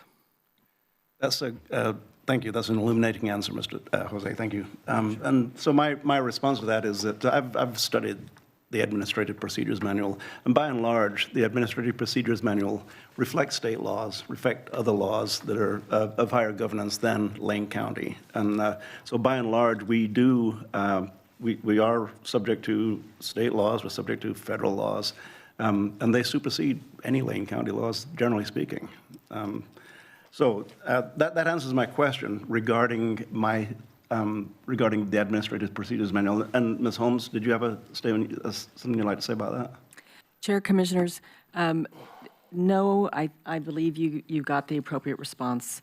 I just, in case you had other questions, just thought I'd approach the table. Thank you. And I'll just state out loud that in past actions, I have acquiesced that I am subject to Administrative Procedures Manual sections. Thank you. Okay, any other discussion? Well, I fully support this statement of unity. I don't like the context that it's come up in, just because I want this to be something that all 5 commissioners are on board, completely on board, in a different scenario where it doesn't feel like it's come up as almost an ultimatum. When I supported and wanted to move forward the letter of unity, that was to be, to unify the crowd, to the commissioners and align with staff. This feels like we are either this or, and I don't think I will get support, but I would like to move this letter of statement of unity to a different meeting where we can have a topic that, when we aren't in such a volatile situation, where, I mean, you could feel the tension in the room this morning. So I'll just preface by saying I will vote to support this statement of unity. But I would like it to be in a different environment where we can really celebrate it, and I don't know if that's going to happen right now. But that'll be my statement.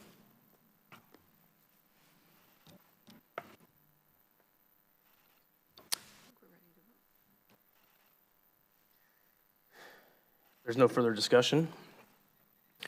All those in favor of the statement of unity for Order 26030301 in the matter of a statement of unity and support for those reporting discrimination and harassment, signify with an aye.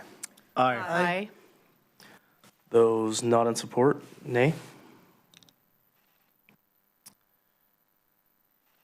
I voted aye. You Chair. voted aye. We got a 5-0. Okay. Ms. Gebb, that was a 5-0 for the statement of unity.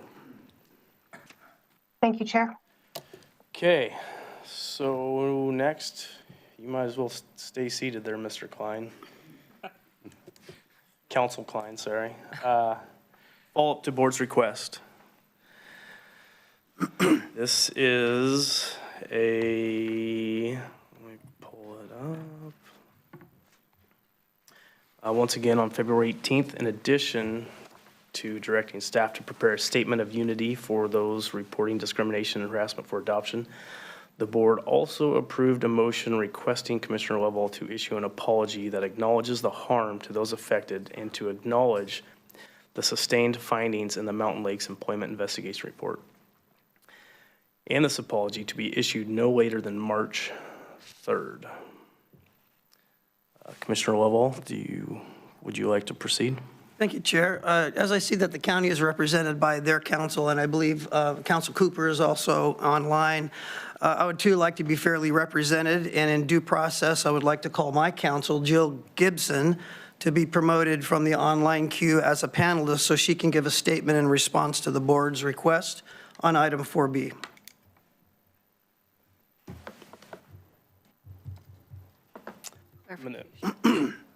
Clarification, please. Clarification on that request. Is that a statement of apology? That Jill has? Right. Her attorney? Well, Chair, we won't know until she's promoted as a panelist can speak. The clarification is, we've asked Commissioner Lovell if he's prepared with a statement of apology today. I would think that Commissioner Lovell would know whether that is actually going to happen, and that's really the question at the moment.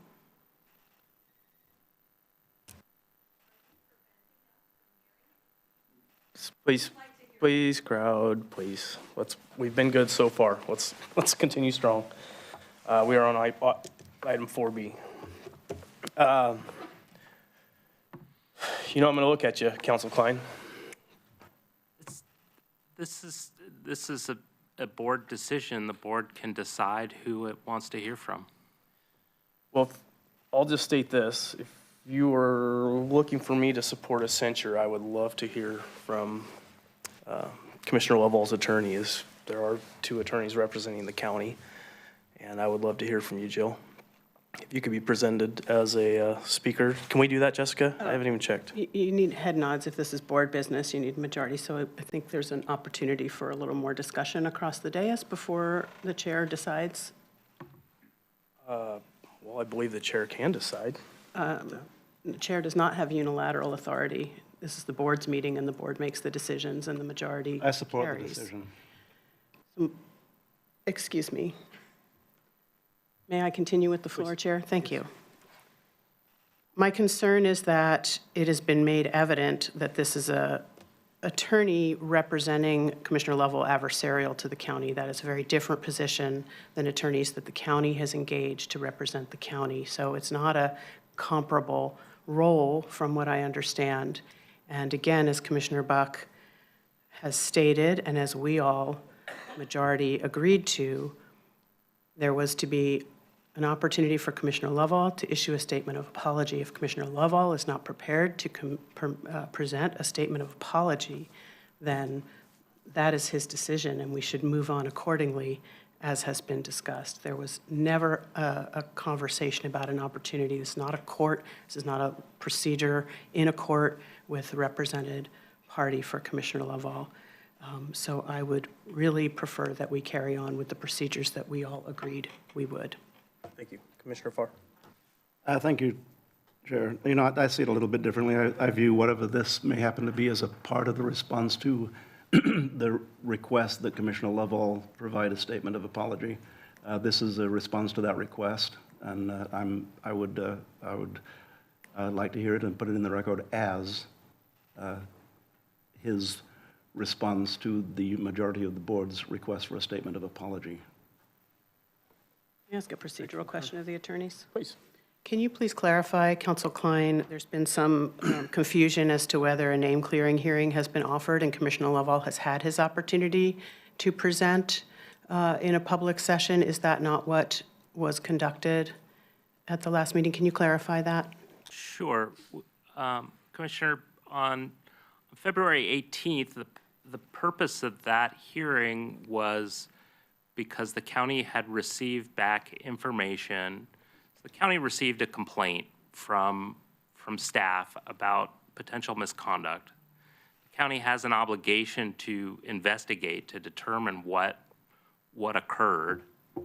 And then under the law, the county is required to take measures to, if misconduct has occurred, it's required to take measures to try to prevent future misconduct from occurring. Under the law, when that happens, people have a right, if they've been accused of misconduct, they have a right to present information to the people who are deciding how to proceed. They can present that information so that the people making a decision about how to proceed have all the information they need in order to make the appropriate decision. And so the purpose of the meeting on February 18th was to allow Commissioner Lovell to present any information that he had that might come to bear on the decision that you all as the board decide to make about how to address the conduct and how to take what's called in the law prompt remedial measures to ensure that misconduct doesn't happen going forward. And so that was the purpose of the meeting on the 18th. And today, my understanding of the purpose of this meeting is for commissioners to decide how it is that they want to move forward. And follow up, do you have any concerns about these claims of due process violations if we do not invite a private attorney representing someone in an adversarial position to the county to speak in our meeting? The trickiness of this position right now, and what gives me pause, is that's legal advice, and legal advice is privileged, and so I'm reticent to advise the commissioners about a potential claim. I recall at the last meeting that Commissioner Lovall's attorney stated that she recommended suing the county, so I'm a little reticent to talk about the county's exposure to a lawsuit that's been threatened by an attorney at the dais. But what I would say is the remedy in a due process claim such as failure to provide a name clearing hearing, the remedy is to provide a name clearing hearing. And that is what we did on February 18th. Correct. Yes, thank you. Guess my thought is before we offer disciplinary actions, I would like to hear from his attorney as my thought process on that. So, Ms. Gibb, is it even possible to make Council Gibson a panelist? Yes, it is. Okay, thank you. Go ahead, Commissioner Farr. Thank you, Chair. You know, upon hearing Mr. Klein's description of the issue and reanalysis, I've changed my mind. At this point in time, I think there's a discussion among the board, and that we would discuss it among the board if Commissioner Lovall is stating that he will not make a statement of apology. I don't think there's a substitute for that.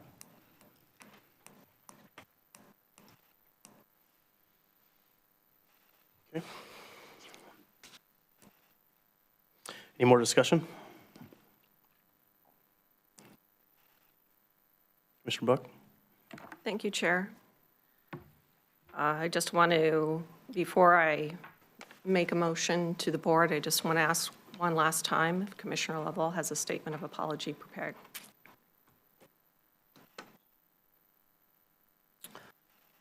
Respectfully, Chair Seneca, I won't participate in an illegal meeting, and I won't respond to an illegal motion directed at me by this board at this time. Vice Chair? Okay. Given that Commissioner Lovell has not issued an apology, and given that county's special counsel has advised that in the absence of an apology, it is in the best interest of Lane County to take appropriate corrective action to help reduce the county's liability for any potential future retaliation actions taken by Commissioner Lovell against county employees. One of those appropriate corrective actions is that special counsel has suggested for the board to adopt a censuring Commissioner Lovell for retaliating against employees who reported discrimination and harassment as set forth in the independent investigator's report. Therefore, I move that the board adopt an order censuring Commissioner Lovell for retaliating against employees who reported discrimination and harassment in Board Order 26-03-03-16, which I would like to read if there is a second. Chair, I will second, and after Vice Chair reads the censure order, I am prepared to speak to the motion. Thank you. We have a motion made by Vice Chair and seconded by Commissioner Trigger to censure Commissioner Lovell. Any discussion to the motion? Would you like to read the motion? Board Order 26-03-03-16 in the matter of censure of Commissioner Lovell. Whereas an independent third-party investigation was conducted into allegations of misconduct by Commissioner Lovell relating to potential county rule violations and staff allegations and retaliation, and whereas a condensed account of the investigation report was provided to each member of the Board of Commissioners, and whereas the investigator's report contained facts and findings substantiating violations of Lane County Administrative Procedures Manual, Chapter 3, Section 53, addressing harassment, discrimination, mobbing, and retaliation, and whereas on February 18th, 2026, the Board of Commissioners held a due process hearing at which Commissioner Lovell had an opportunity to speak to the allegations of misconduct and the findings sustained by the investigation report.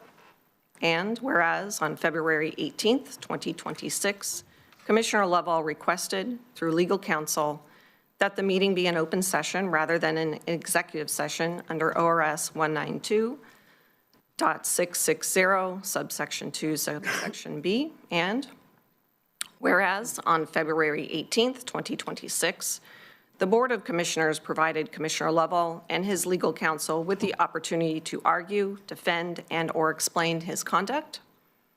And whereas on February 18th, 2026, the Board of Commissioners voted to request that Commissioner Lovell apologize and acknowledge the harm he has caused. And whereas Commissioner Lovell had received multiple warnings from county officials that as a commissioner, he is obligated to abide by county policies, including the anti-retaliation provisions of Lane County Administrative Manual, Chapter 3, Section 53, addressing harassment, discrimination, mobbing, and retaliation. And whereas on March 3rd, this Board of County Commissioners, after having reviewed a condensed account of the investigation material, and after having heard Commissioners Lovell and his attorney's statements, arguments, and/or defenses, desires to censure Commissioner Lovell. Now, therefore, the Board of County Commissioners of Lane County orders as follows. Section 1. The Board of Commissioners accepts the findings of fact and conclusions set forth in the independent investigator's report, substantiating the allegations resulting in violations of Lane Administrative Procedures Manual, Chapter 3, Section 53, addressing harassment, discrimination, mobbing, and retaliation. Section 2. In light of the repeated warnings that have been given to Commissioner Lovell, the Board of County Commissioners finds that Commissioner Lovell's conduct, as found by the investigator, amounts to willful neglect of duty of a county commissioner. Section 3. Therefore, because Commissioner Lovell has repeatedly acted in a manner not consistent with the best interests of the county and in violation of county policy, the Board of Commissioners finds that Commissioner Lovell's conduct was inappropriate and improper, and such conduct warrants action by the Board of Commissioners. Section 4. The Lane County Board of Commissioners hereby formally censures Commissioner Lovell for violating Lane County's Administrative Procedures Manual, addressing harassment, discrimination, mobbing, and retaliation. That policy protects acts of whistleblowing based on an employee's good faith and objectively reasonable belief of a violation of federal, state, or local law, rule, or regulation. The policy further prohibits retaliation in any form against individuals who report harassment, discrimination, mobbing, or whistleblowing, or who testify, assist, or participate in any manner in the investigation. Section 5. The Board of County Commissioners asks that Commissioner Lovell seek a better understanding of county policy and seek additional individualized training. Mr. Trigger. Thank you to the motion, Chair. And I know this may seem redundant, but I took care to put this in my own words, so I'd like to read my statement. This vote of censure is not about anyone's faith, beliefs, or political affiliations. It isn't about ideology, and it's not about process or timing. This censure motion is about Commissioner Lovell's conduct in response to employees raising complaints for which they have legal protections in so doing. It is deeply regrettable and more than a little disturbing to me that Commissioner Lovell refuses to take a shred of accountability or to demonstrate self-reflection regarding these actions. Actions that have resulted in numerous sustained findings borne out through a thorough, professionally conducted, independent investigation, which we asked for.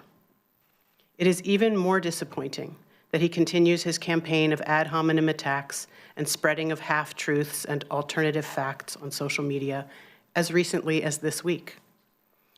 Every single one of us on this board has been on the minority side of a vote, several times in fact. But only one of us on this board has chosen to conduct themselves in such a divisive, disruptive, inflammatory manner as has Commissioner Lovell. He has invited great financial and reputational risk to this county. We act as a body. No one commissioner alone has unique powers or authority, Yet Commissioner Lovell continues to behave otherwise, ignoring the adopted direction and will of this board. Of course, dissent is our right, and healthy skepticism is one thing, but conspiracy theory is something else altogether. Commissioner Lovell persists in spreading a misleading narrative and causing great harm in doing so, threatening people's jobs, publicly attacking our professional staff, and calling the integrity of entire teams and departments into question. Denigrating and intimidating staff has no place here and must not be tolerated. Is this the example we as leaders wish to set for our organization and for our community and our community partners? As his peers, we commissioners are the only ones uniquely situated to take this censure action. While voters get to decide who serves, we have an opportunity to decide each day how we serve.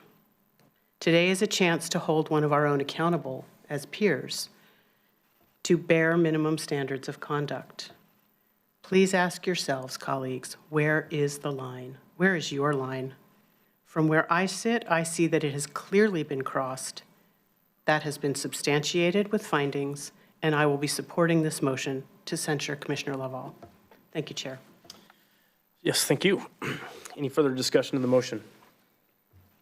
Commissioner Farr. Thank you, Chair. You know, this is a tough discussion that we have. We have people on different sides of the discussion sitting in the room who agree on some things and disagree on other things. Commissioner Trigo pointed out that we have split votes quite often at the Board of County Commissioners. That is the nature of government. The question for me is, do we trust the result of the investigation? This is not the first investigation that Lane County has been a part of, nor will it be the last. And in no other case have we mistrusted the results of an investigation. Considering that and considering my experience with that, I trust the independent investigation to be revealing an accurate and non-biased investigation. Consequently, it becomes a matter of what is it that comprises Commissioner Lovell repeatedly I don't have the exact statement here. Bear with me a second.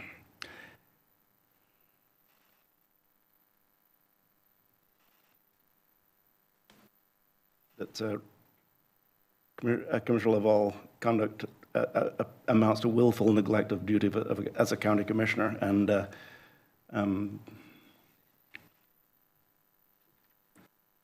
repeatedly acted in a manner not consistent with the best interests of the county and in violation of county policy. I find that to be the case. And what is it that I disagree with? Well, I look at the people who work for Lane County as having jobs that they are required to do, and that as supervisors, any supervisor in this organization has a responsibility to support the people who work directly for them, and to do that in a manner that contains dignity, that contains both accuracy and grace, and a manner of accepting, respecting, and understanding the truth. Consequently, I'm going to support this motion and hope that we can move forward as a Board of Commissioners to do the business that we are entrusted to do by the people who have elected us in our separate districts. The issue at hand is not whether or not we are good people. The issue is whether or not we respect the people that we work among. And I, in agreeing with this motion, believe that a level of disrespect has been placed toward people who are directly under the employment of Lane County. Thank you, Commissioner Farr. There's no further discussion. I'll just say I will not be supporting this censure as stated. I have concerns about this process, and I believe that the process, once again, of not letting Council Gibson speak to us was a mistake. And I wish those things wouldn't have happened. and I wish I could sit here with an honest outlook on this process and be okay with it, but at this point, I'm not. So I'll call for the vote. All those in favor signify with an aye. Aye. All those against? Nay. Abstaining, nay. Abstaining? Okay, so Ms. Gebb, we have 3 yes, Senega nay, and Lovell with an abstain. Thank you. Okay, Samantha Roberts. Can you guys still get to your item in 35 minutes if we do the consent calendar real quick? Yeah? Okay. Vice Chair, should we do the consent calendar? You bet. Okay. Next up is the consent calendar. All items listed here are considered to be routine by the Board of Commissioners and will be enacted by one motion in the form listed below. There will be no separate discussion of these items. If discussion is desired, that item will be removed from the consent calendar for further discussion. Okay. Chair, I will move approval of the consent calendar for March 3rd, 2026. I'll second. Motion has been made by Vice Chair and seconded by Commissioner Trigger to approve the consent calendar for March 3rd, 2026. All those in favor signify with an aye. Aye. Motion carries 5-0. Okay. Next up, thank you for patiently waiting this morning. It is greatly appreciated. We know we've been trying to get to you for a while. So next we have Ms. Ashley Espinoza and our Lane Workforce Partnership. Take it away. Good morning, Commissioners. Good morning, members of the public. We'll give a brief introduction, and then we'll get into a few slides to share with the group. Our presentation might be slightly truncated over what we had planned, but just know that these are publicly accessible and designed for answering your questions. So please, if there's anything we can do to answer more questions, even after the session, please reach out. My name is Henry Fields. I work for the Oregon Employment Department. I am the Lane and Douglas County Workforce Analyst, which means I'm an economist in this area that attempts to get everyone the information that they need on the labor market and other economic information. I'm going to be sharing some of that today. And Ashley, if you want to go ahead and introduce yourself. How do we do this? It's just on all the time. Oh, perfect. Ashley Espinoza, Executive Director of Lane Workforce Partnership. We are the Workforce Board of Lane County. I will share more of how our organization works with the county, but we're so glad to be here. And yes, it was a wait for sure. Well, we have exciting information to share. We're glad to be able to speak with you all again. I know we've spoken with you in the past. This has been, Ashley and I have been doing some version of this presentation for about 18 months now. Things change in the economy very quickly, and being as informed as we can is a really important element of what we are here to help you all do. I'm going to lead off with a little bit of the key insights that we find about the local economy, some of the things that I'm presenting on a lot of my work. So couple top-level economic issues for folks to be aware of. Unemployment has increased in the last 2 years or so in most places in the U.S., but this graph shows since 2000 the average unemployment rate month by month, seasonally adjusted. You can see, if you're able to see the green line, that's Lane County. So slightly higher unemployment, but again, relative to several years ago and relative to the U.S., although that is not out of line with, for example, the long-term monthly average of unemployment. So increased somewhat, but still somewhat below our average. Employment has recovered from 2020, if we look at it as a percentage job change since pre-COVID recession, for example, but growth is uneven. I'm going to give a couple examples of that. They're kind of key economic considerations for our areas that I help Ashley and her team stay aware of as well. This, for example, shows, again, percentage job change since before the COVID recession in 2020 with, again, Lane County in green. So Lane County is actually slightly lower in terms of its index of jobs relative to 2019 versus the U.S., which isn't usually typical. But that being said, the magnitude of the recession, the fact that we are as close to the amount of jobs we had pre-recession does compare favorably with, for example, the Great Recession in 2008 and 2009. This is, I think, a really interesting and important thing for folks to understand. That top line number, this graph shows Lane County job change over the last year. There's actually more recent data available for December that shows similar information. But for the purposes of today's discussion, the important thing to note is a kind of underlying trend in Lane County and Oregon and the United States, which is there are certain areas where our job growth in the last couple of years, you can kind of see from this graph, pretty stable to muted to even a slight decline, depending on which month we're looking at.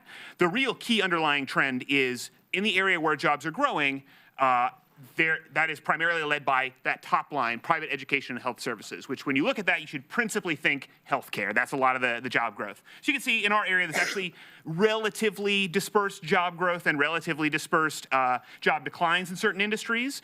But that broad trend, healthcare being the underlying engine of job growth, where there is job growth and where there's declines, it being the largest growing sector, that's a pretty consistent finding across most, if not all of the US. So we're not unique in that respect, but here's what the numbers look like locally. A lot of what we do is trying to help understand how do we bridge the short to medium term with the long term, right? That's the difficulty in economic planning. It always is, regardless of where we are in an economic cycle. So I also want to present on a little bit of kind of what that longer term is projected to look like. We put out 10-year job projections, for example, that talk about for the different industries, and this is specifically for Lane County, how many job openings we expect there to be over the next 10 years. In almost every industry, greater than 80 to 90% of job openings over that 10 years is due to replacement openings. That, again, is not unique to our area. It's a pretty stable trend across the United States. Most job openings are due to people retiring from the workforce or moving out of the workforce entirely to do a different type of career. That's a pretty, again, stable finding. It's useful for us to understand locally what that means, though. So in the context of healthcare and social assistance job growth, still 90% of job openings in that 10 years due to replacement. It's important for firms to be aware of this. It's important for workforce development folks to be aware of this. Would you like questions as we go or wait till the end? I think that would be okay. But please, Commissioner. Vice Chair. Yes. Vice Chair had a question. Quick clarifying question on that slide. So the replacement openings, as you've mentioned, are the majority. So those that are employment change, does that mean new jobs have been created? Exactly. That's exactly correct. So that's a very good clarification that I should probably spend some time discussing exactly what that means. So those light blue changes, that is essentially a new person net doing that type of work. So what you can see, even industries like information or natural resources, where there's relatively little job growth overall, that does not mean that there won't be opportunities for jobs in those fields. That's a really key takeaway and a great point of clarification. Thank you, Commissioner. Okay, I'm going to talk about a few other key subjects before I hand it off to Ashley. Again, this is part of our role together. I help Ashley and her team stay abreast of these issues so she can figure out how best to shepherd investment and support of the local workforce. One really key issue, obviously, in recent years is the tightness of the labor market. Again, zooming out, what that looks like in our area and in Oregon overall, the labor market is loosening. I said unemployment has increased a little in the last couple of years. As job demand from the kind of restaffing from the 2020 recession goes down, we get a change in this kind of baseline number that I like to help people understand. Unemployed people per job vacancy at private companies. So that's what's shown on this graph. The U.S. is dotted in blue and Oregon is in orange. In the last several years, we've seen an issue where in Oregon and the U.S., that number is less than 1-to-1, meaning if every unemployed person accepted a job vacancy, there would still be jobs left open. So we're kind of above that level now, but still, again, not at that same level that we would see at the height of a recession or recovery. For example, in 2013 in Oregon, it was 8-to-1 people unemployed for every private job vacancy. And that has other implications as well. There are difficult to fill job vacancies in a variety of fields. That number, again, is not as low as it ever gets. It's also not as high as it ever gets. And there are specific types of occupations that are more difficult to fill than others according to employers and the data that we collect from them. A couple technological things there's so much to say on these topics, so please don't take this as the end-all be-all. But I wanted to share a few examples of the type of technological questions that folks have and what we're kind of sharing as key context here. AI, obviously a huge concern and area of interest. We don't have perfect data to be able to answer these type of questions, but I'd like to share some information about how AI is being integrated into different types of job roles. So there's some really interesting research from SHRM, the Society for Human Resource Management, for example, showing how AI is being incorporated into specifically human resources activities, which is one of the key areas where that shows up. That shows a lot about how job tasks and how people interacting with the labor market are seeing AI adoption. But a lot of the questions I get are really focused on this idea of like, how are jobs projected to change due to AI? I don't want to defer from that question too much. It's a little bit difficult to answer. What I can say with a a high degree of confidence is the things that we see in the economy right now changing as a result of AI have to do with the acceleration of pre-AI technological trends. It is not the case that we are seeing this massive disruption in how jobs are created or distributed. It has to do with things like, for example, this shows in that 10-year period I was talking about, the fastest declining occupations. There are lots of these roles that have an AI element included them, for example, telemarketers, these sort of things, but many of these roles were already in decline well before the advance of things like generative AI through ChatGPT. That's not to totally wash our hands of that, but it is to say that's the principal way that this is showing up in jobs in the moment, rather than a total disruption. It's perhaps an acceleration of trends, and then our work is to kind of figure out how that changes over time, how that's showing up in the labor market. One other technological change to talk about, working from home. That's another key question that we have all the time. What it looks like here in Lane, just for your awareness, it's become a key economic issue. We have seen some return to work, but that has not led to that number of percentage of workers 16 and older who work from home to go back to those pre-COVID levels. We seem to have a kind of a level change, and Lane more or less in line with the United States, although slightly below where Oregon is in terms of percentage of workers. And one other thing to emphasize here, I try to emphasize this with employers as well, remote work is very popular, regardless of your demographic category. What this chart shows, basically anything that is above that line is people wishing that they could work more hours from home. And it's become an important element of how the labor market organizes itself in thinking about how that interacts with things like wages or where somebody can live versus where they work. Again, I'm raising more questions than I can answer in this amount of time, but I hope that this is the sort of thing that is useful to folks. And last thing I will say is about demographic trends. These are other, again, very important elements for us to be aware of when we're talking about changes in the economy. Painting with very, very, very broad brushstrokes here, the age of our workforce is going up, particularly the workers 65 and older. That's partially due to population dynamics as the population itself ages, but also because people are working later in life. And the number of workers in general under 24 is declining. Again, some of those population dynamic things, some things like young people substituting education for entering the workforce right away. So again, I try to make some points here about the fact that there's some voluntary choice involved, there is some demographic change, and if there's anything else that folks want to talk about with this, I think it's an important baseline for you all to be able to draw on. And also, the race and ethnicity of our workforce is changing relatively rapidly. In 2024, 80% of our workforce is non-Hispanic white, which is less than the United States, for example, as a percentage of other races and ethnicities. But that change over time, if again we look at the net change, the number of workers, the overall workers have grown by about 12% over the 25 years since 2001. And the number of non-Hispanic white workers has stayed functionally flat during that time. There's the same number of workers, whereas other segments of the workforce have grown in substantial proportion, which means that just like age, this is an important element for employers, for workforce developers to be aware of how our workforce is changing and what that means over time. This is just two segments of the population that we could look at to talk about these sort of changes. All right, I am going to hand it. Yeah, actually, that'd be a great idea. Why don't I hand it over to Ashley to talk more about the Workforce Board and their work. Thank you so much, Henry. We're really grateful in the state of Oregon to have a partnership like the Oregon Employment Department. Not many states across the country have free, well, in partnership with workforce boards and with the Oregon Employment Department, we have access to these workforce analysts, which is really important in the work that we do. So we're just grateful that there's a state, we're in a state that acknowledges the importance of this partnership, and we love working together. So thank you, Henry. So we have Commissioner Buck, who is the chair of our council, and several of you have served on our council at one time or another. But I do want to go through what a workforce board is for the folks that maybe don't know. Also, I've learned that depending on who's in leadership or kind of just the point in time we are, workforce boards show up differently. So again, just kind of a refresher. There is 9 workforce boards across the state of Oregon. There's 550 of us across the state of, or across the country. We are federally funded.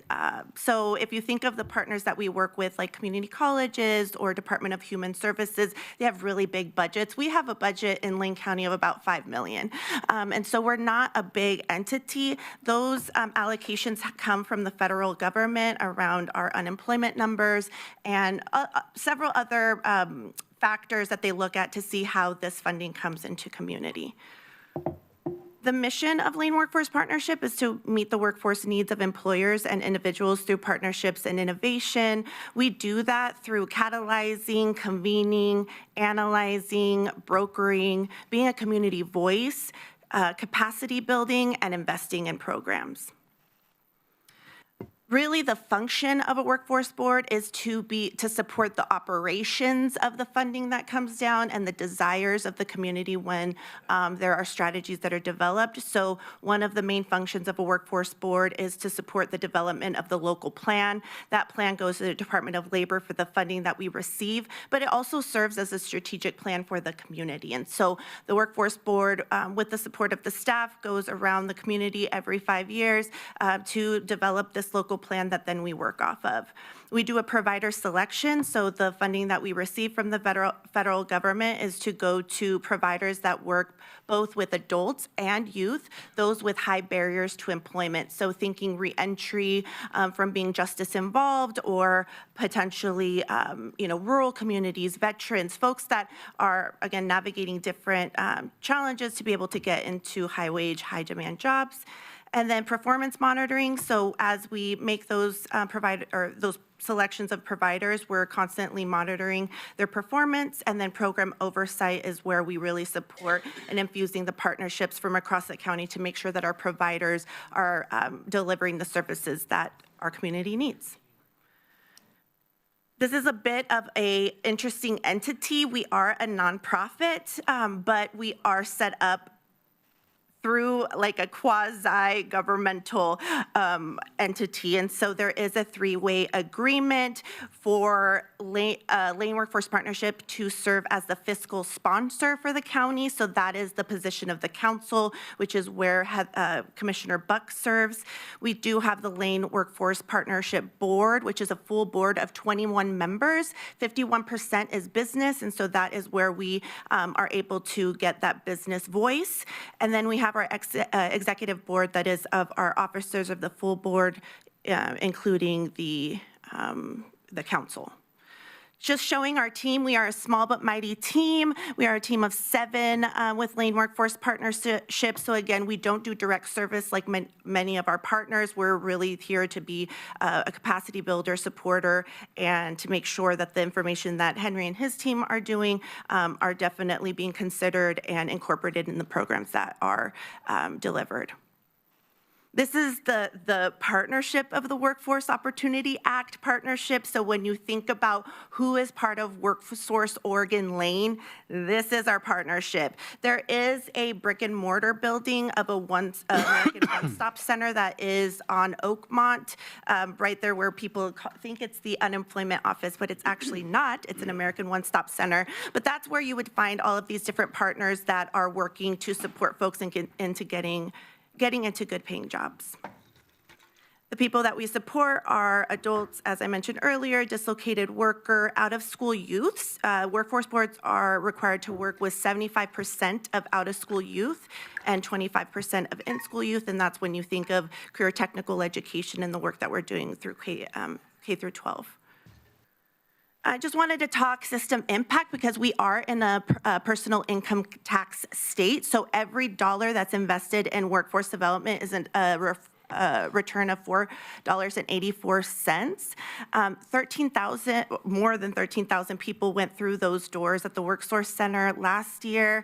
And then we also received funding through the Future Ready Oregon funding that the state legislature invested through the prosperity programs that supported 9,285 people.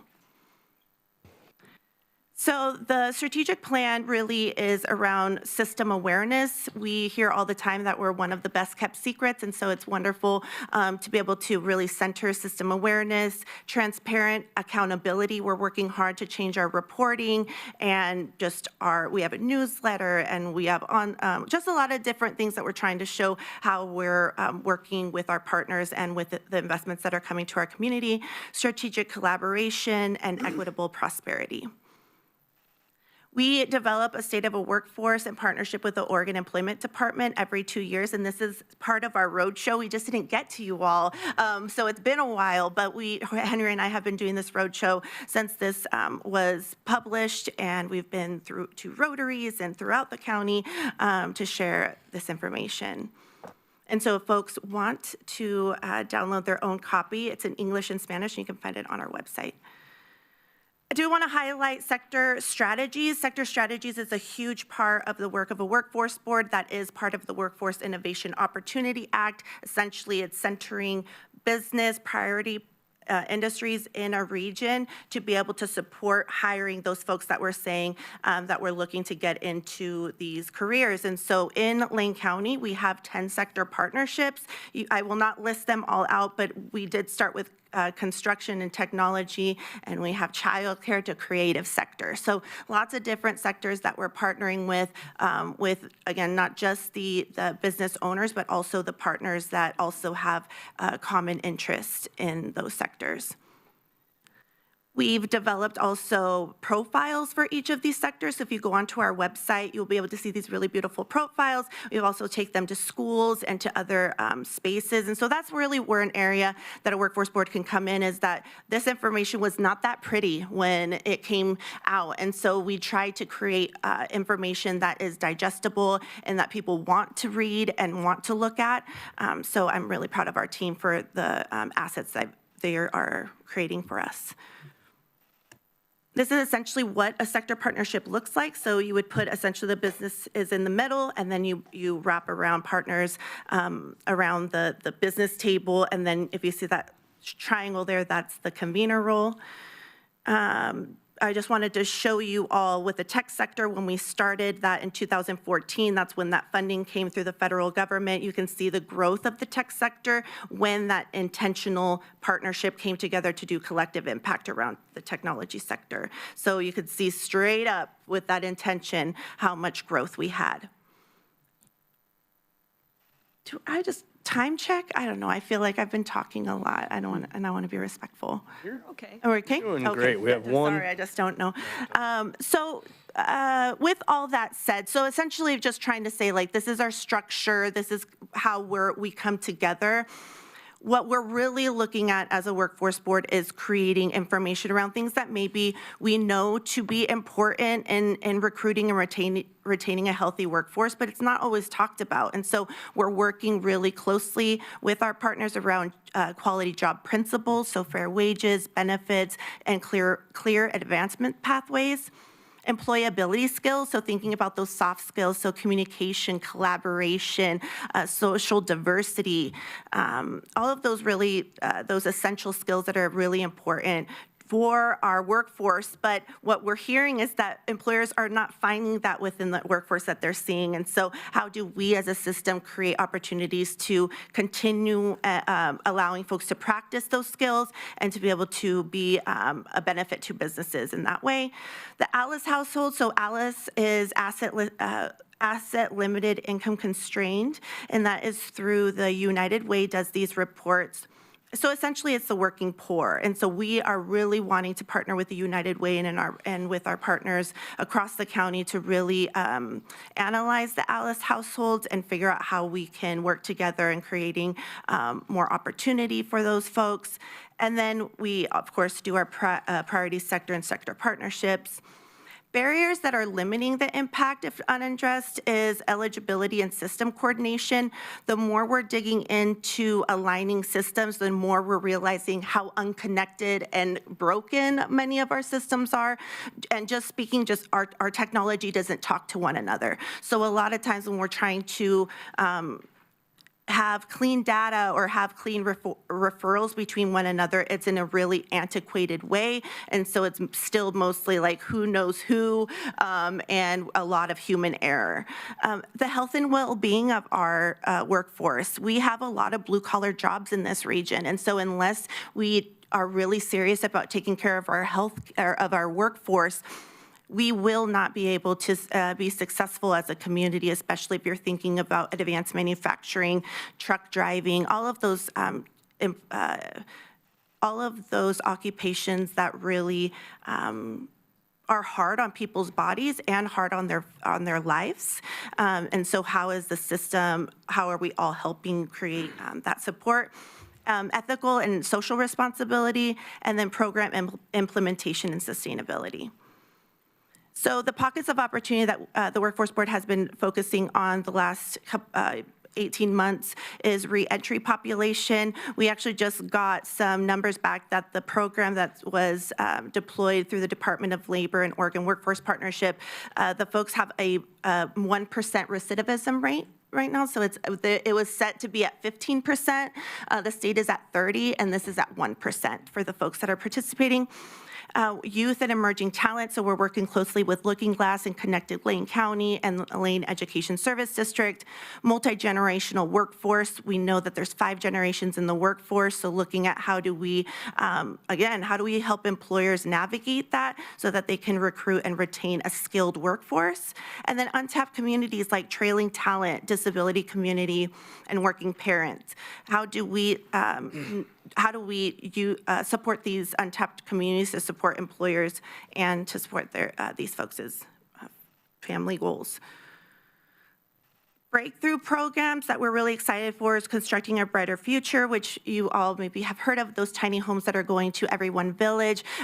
We just got a notification that Everyone Village received a $2.5 million investment from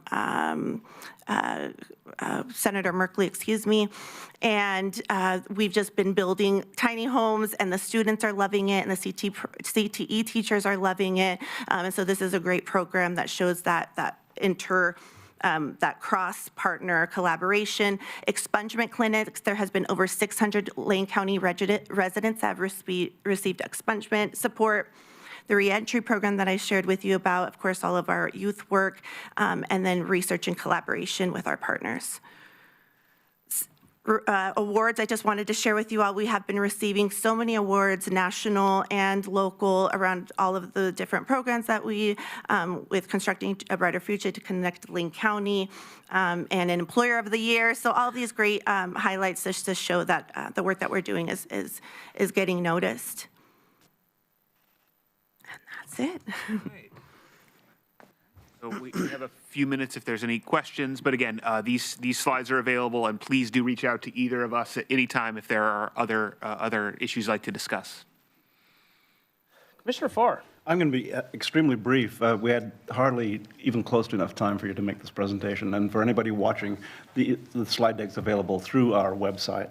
But I'm going to take this rare moment in time, Ms. Espinoza, to thank you personally for being elected as a grandparent and a parent in the Bethel School District at multiple schools in the school district. Thank you for your service on the school board of Bethel and School District 52.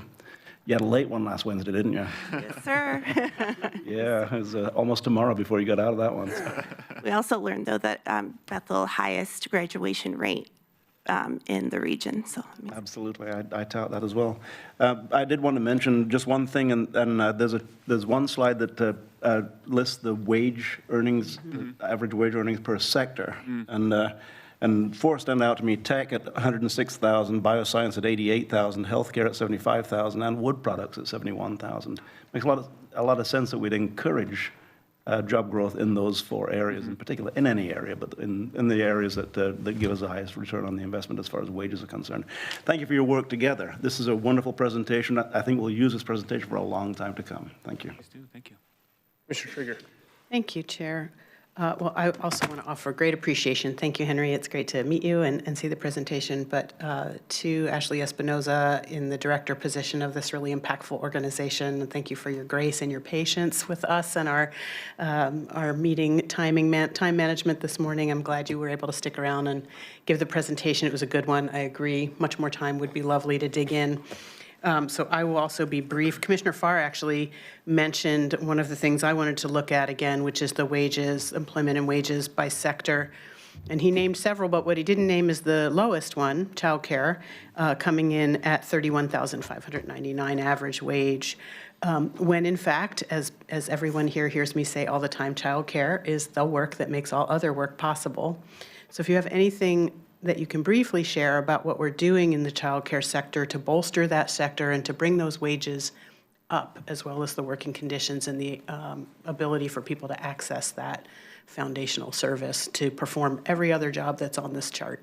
Yeah, no, thank you so much. And I just want to mention, just partnering with childcare was interesting when we first started really digging in a few years ago, because it isn't a high wage job. It was like, as a workforce board, can we be working with childcare? Because it's not high wage. What does this look like? But people can't go to work if they don't have childcare. So it was nice as a region that we decided that that was what was important and that we needed to focus. And so I would say with the work of Onward Eugene and the Eugene Chamber and their intentional work with their sector partnership around childcare, there's been so much work being done with entrepreneur support. And so not only just support in starting your own childcare business, but also funding support of starting your own business is happening.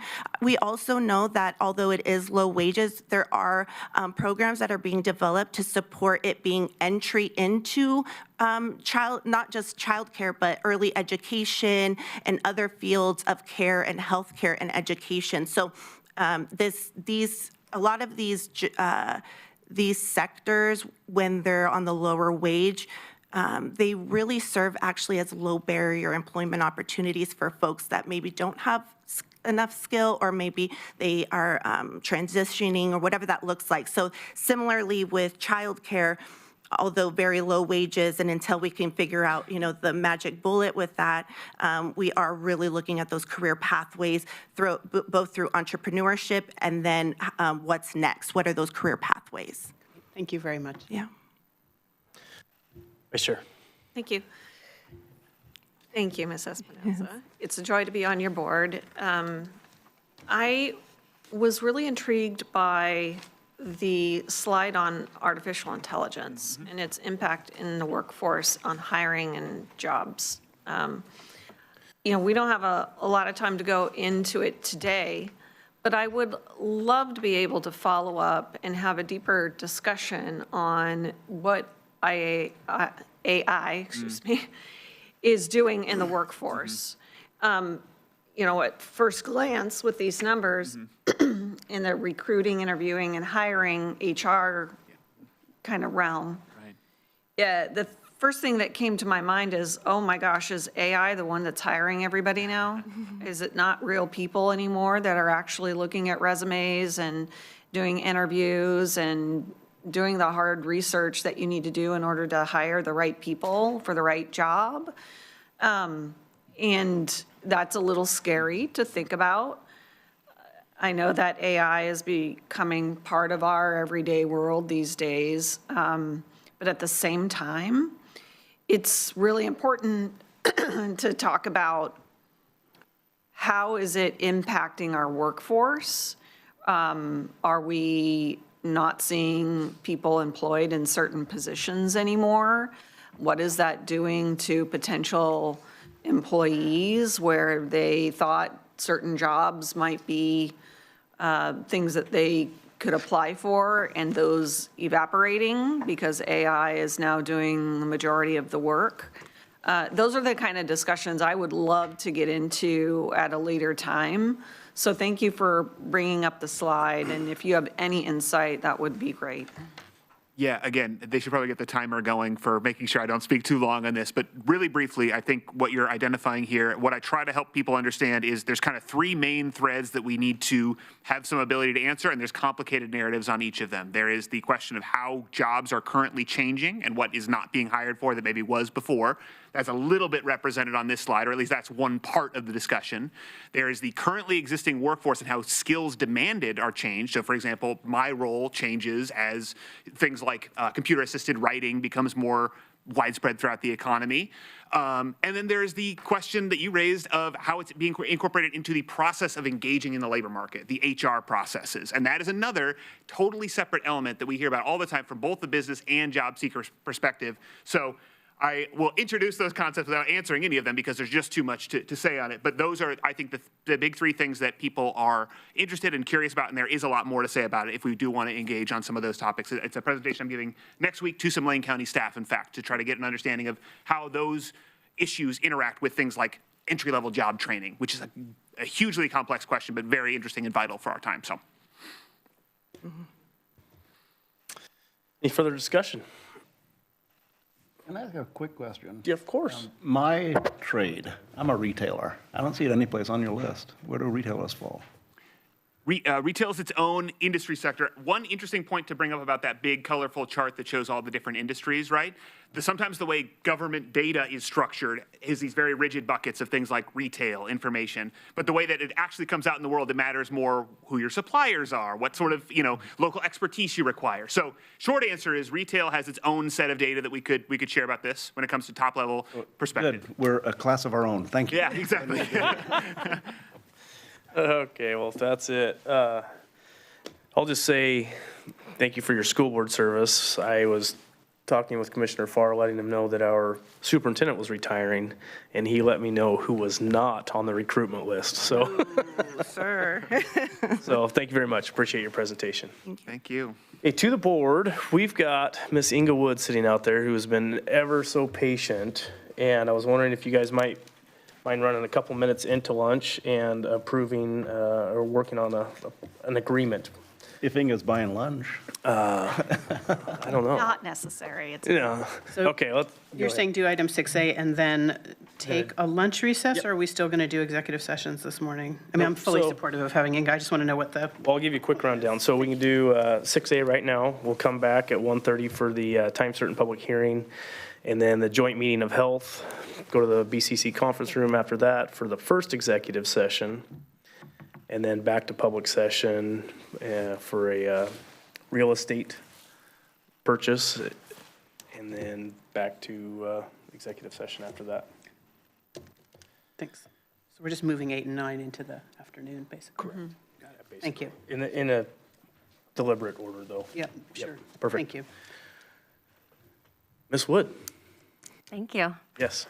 Thank you, Chair Seneca and Commissioners. I will try and talk fast so you can all get to your lunch Alphabet break. time. We're happy to present to you today the tentative agreement between Lane County and the Administrative Professional Association, also known as Admin Pro. The current collective bargaining agreement between Lane County and Admin Pro expired on June 30th, 2025. The board previously authorized the county's bargaining team to enter into successor contract negotiations through the interest-based bargaining, also known as IBB approach, with Admin Pro in accordance with the county's bargaining obligations under Oregon labor law. The board established overall priorities, goals, and objectives for the negotiation process, including but not limited to awareness of the county's overall budget constraints and structural funding gap, and focusing on creating long-term financial stability in the face of uncertain financial forecasts. The Admin Pro bargaining team and the county bargaining team spent 2 days with the state conciliator to learn about the IBB process and the approach this past spring. As we have shared, interest-based bargaining focuses on interests, exploring options, and building towards solutions together. This approach is in alignment with the county's core behavior focused on solutions. The board is being asked to approve the tentative agreement for a successor contract ending June 30th, 2028, which is included in this packet. Among the changes are, as of April 1st, 2026, members of Admin Pro will no longer be insured through the county short-term disability program, as the benefit has largely been replaced by Oregon's paid family medical leave. We've agreed to health insurance changes that align with almost all of our other bargaining units and non-represented employees, including moving to generic preferred pharmacy benefits, increased deductibles for some plans, and increased out-of-pocket maximum for all plans. Employees and their spouses will also be subject to a tobacco use monthly surcharge on their health plan contributions unless they participate in a cessation program. We made numerous other changes to clarify contract language, improve operational efficiencies, and ensure our employees are able to complete their duties safely and successfully. A summary of the proposed changes is included in the packet, and I won't go into all of the detail because we'll be here a really long time. But I want to highlight a few of those changes. This unit is the last to be on the decision band method classification system. This means all 103 represented positions in this unit were previously grouped into just 5 classifications. Through the IBB process, the bargaining teams and our senior comp and class analyst, Eliza Kaczynski, our senior HR business partner, Valerie Sanchez, and our labor relations program specialist, Carrie Crabtree, moved Admin Pro classifications to the comparable classification criteria system, also known as C3, using the same methods as the county used to convert the non-represented classifications. The C3 closely aligns with the bona fide factors under Oregon's equity pay law. 39 new classifications have been created with titles that more closely align with the work the employees are performing. In order to align classifications on the new structure, a new salary table was created with the steps on the pay grades matching as close as possible to the existing salary plan. To address market competitiveness, salary grade adjustments will be made to 31 of the 39 classifications. The tentative agreement also provides a consumer price index-based cost of living adjustment of 2.8% for year 1 of the agreement, fiscal year 25-26. For years 2 and 3, the COLA will be based on the annual average of the consumer price index for urban consumers in the Western region with a minimum of 2% and a maximum of 5%. These wage adjustments will be retroactive to the first full pay period following July 1st, 2025 for those employees on the payroll on today's date, if approved by the board. The employees in this bargaining unit provide services within the Public Works Department in the areas of engineering and construction, roads, solid waste, fleet services, and parks, and in technology services in the areas of GIS. These services are funded by a variety of sources, including fees, federal timber funds, car rental tax, state gas tax, transient room tax, and internal transfers. The total additional estimated cost for the proposed contract changes is a range based on COLA minimum and maximum of $4,464,160 to $5,842,428 over the 3-year contract period. We'd like to thank Admin Pro for their partnership through this process. Specifically, we'd like to thank Admin Pro bargaining team, President Derek Jensen, Ashley Riolo, Renee Luchek, Mike Crudelli, and Annika Scarpino. I'd also like to thank the members of the county bargaining team and staff who helped preparing and gathering information for the teams, Lance Inglet, Sasha Vartanian, Christine Moody, James Trujillo, and Carrie Crabtree. A very special thanks to our facilitator, Kristen Mayfair. She keeps us on track. And particularly Eliza Kaczynski for not only the work related to bargaining, but it was a really huge lift and a very big task to convert the classifications to the new C3 system. Admin Pro bargaining unit members have voted to ratify the tentative agreement. Both bargaining teams recommend approval and authorization to the county staff to implement the proposed tentative agreement. I will just say really quickly too, it was nice, Derek Jensen actually gave us the results. They had the highest turnout of votes for this contract that they've seen when it comes to collective bargaining, and a huge overwhelming support for this contract from Admin Pro. So it was nice we don't always get the numbers from them, so it was nice to have that. And with that, I'll open it up for questions or comments from the board. Any questions from the board? Vice Chair. No questions, just comments. I want to thank, Admin Pro, everybody who might be watching at the moment for your patience this morning in order to get to this item. It is important to us. We appreciate your work every single day here at the county, and want to thank the team as well. Thank you. I see you out there. Yeah, I was going to say what you don't see is everybody that Inga mentioned back there, and James snuck in just in time for an attaboy, so good job, James. Okay, do we have a motion? I will move Order 26-03-03-14 in the matter of approving the 2025 through 2028 tentative agreement between Lane County and the Lane County Administrative Professional Association, Inc. Do we have a second? I'll second. Motion has been moved by Vice Chair and seconded by Commissioner Trieger to approve Order 26-03-03-14 in the matter of approving the 25 through 2028 tentative agreement between Lane County and Lane County Administrative Professional Association. Any discussion to the order?